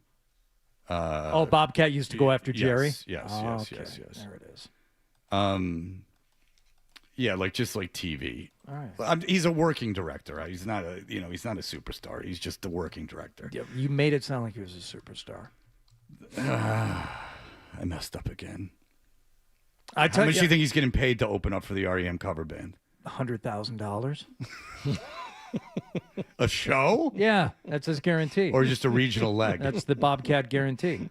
That's and that you'll get out of there with a couple chuckles. That's another Bobcat guarantee. Yeah. All right, we'll finish things up. Because now that I look at it, there's not that much directing. There's a lot of directing, just nothing that big. Take your victory lap on the Francis Ford Coppola debate that we had last week that ended up, you were spot on when you said he makes as many bad movies as good ones, and we went down the list. And, trying to make a case for Francis Ford Coppola, the best I could come up with was he's a 50-50 director. Yeah, and I thought that was being too that was generous. Me giving him Tucker, the man in his dream, in the good list, which John pushed back on, but I overruled him. Which is your want. All right, we'll be back in just a moment to finish things up.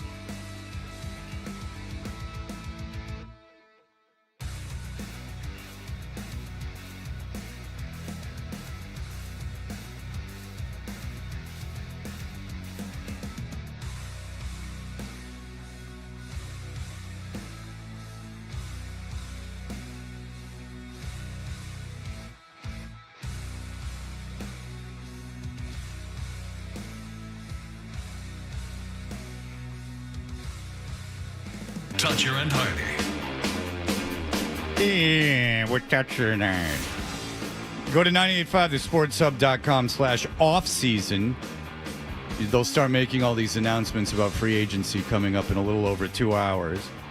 For latest on Patriots and NFL free agency, Alex Barth and Matt Doloff have all the signings and rumors, plus the free agent tracker is back in live right now. That's at 985thesportshub.com/offseason. I told you, I heard Barth on Saturday morning. He was in for Kendra, and he was talking about how he was covering the Tatum return on Friday, and that he's sitting there, and all of a sudden, wouldn't you know it, Murphy's Law, in comes huge Patriot news, and I'm like, oh, maybe I missed this from last evening. What happened?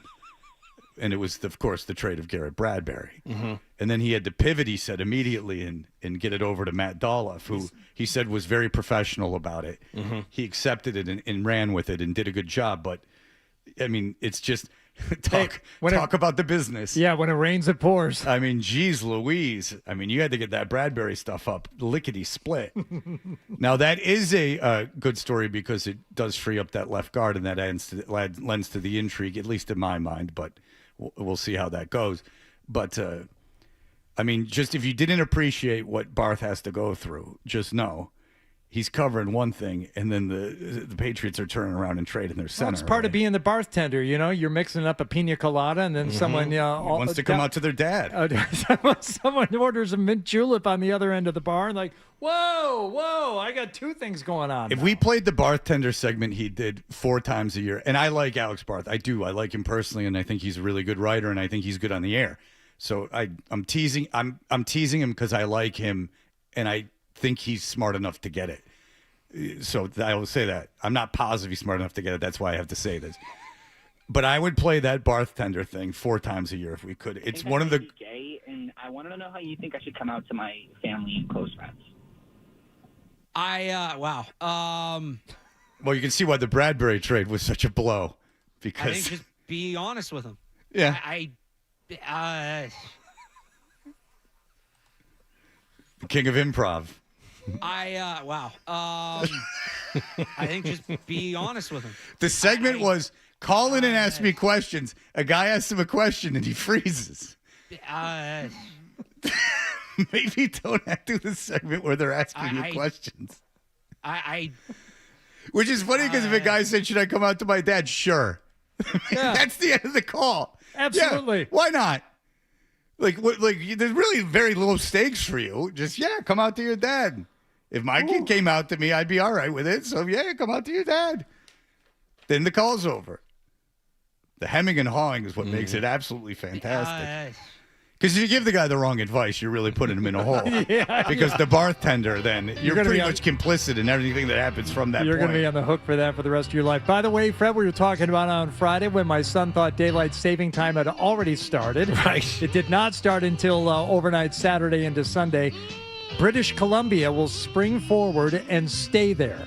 Oh. They made the announcement that the clock change over the weekend will be the final time they shift. They will permanently be on daylight saving time. They will call it Pacific time, and that's what time it is now. So No it can changing back and happen. forth. It Yes. can happen. It should here. Well, yeah, I mean, there's not one person that doesn't think that should happen. But you can't just be Boston and do it. It has to be the entire... It has to certainly be the Northeast. New York has to do it too. Yes. So, it has to at least be the Northeast. New England and New York. You don't really need the South because they're out. And Florida can do whatever it wants. They're of no consequence to anyone. It's just a tax haven at this point. I would say, you know what? It's funny. I would say everyone in the Eastern time zone has to go along except for Florida. They can do whatever they want. I don't even think Georgia and the Carolinas need to do it. I don't think Virginia or Washington, D.C. needs to do it. But I think Philadelphia, New York, and then New England all have to do it. Yeah. You need Boston and New York and Philadelphia. And you lose anyone else, that's okay. Because Indianapolis just says, Indiana just says we're not going to do it. I don't know if what industry other than the government is coming out of D.C. And I'm just concerned about the market. and like things like that, like the way that all operates, like the financial markets. Well, not the music scene. If you ask Phil Perry, and there's no industry there. I had a friend that was so fired up about that. He couldn't understand how you understood. He couldn't understand how the listeners didn't understand how incredibly annoying that was. He didn't know what the 9:30 Club was, which is like not knowing. I can't even think of what you wouldn't know. No. It's a club where bands play. It was right next to Georgetown. It's like I know it. I'm no insider in the DC scene. Anyway, that'll do it for us. Everyone have a great day. Bye. Talk to you tomorrow. Toucher and Hardy on the Sports Hub.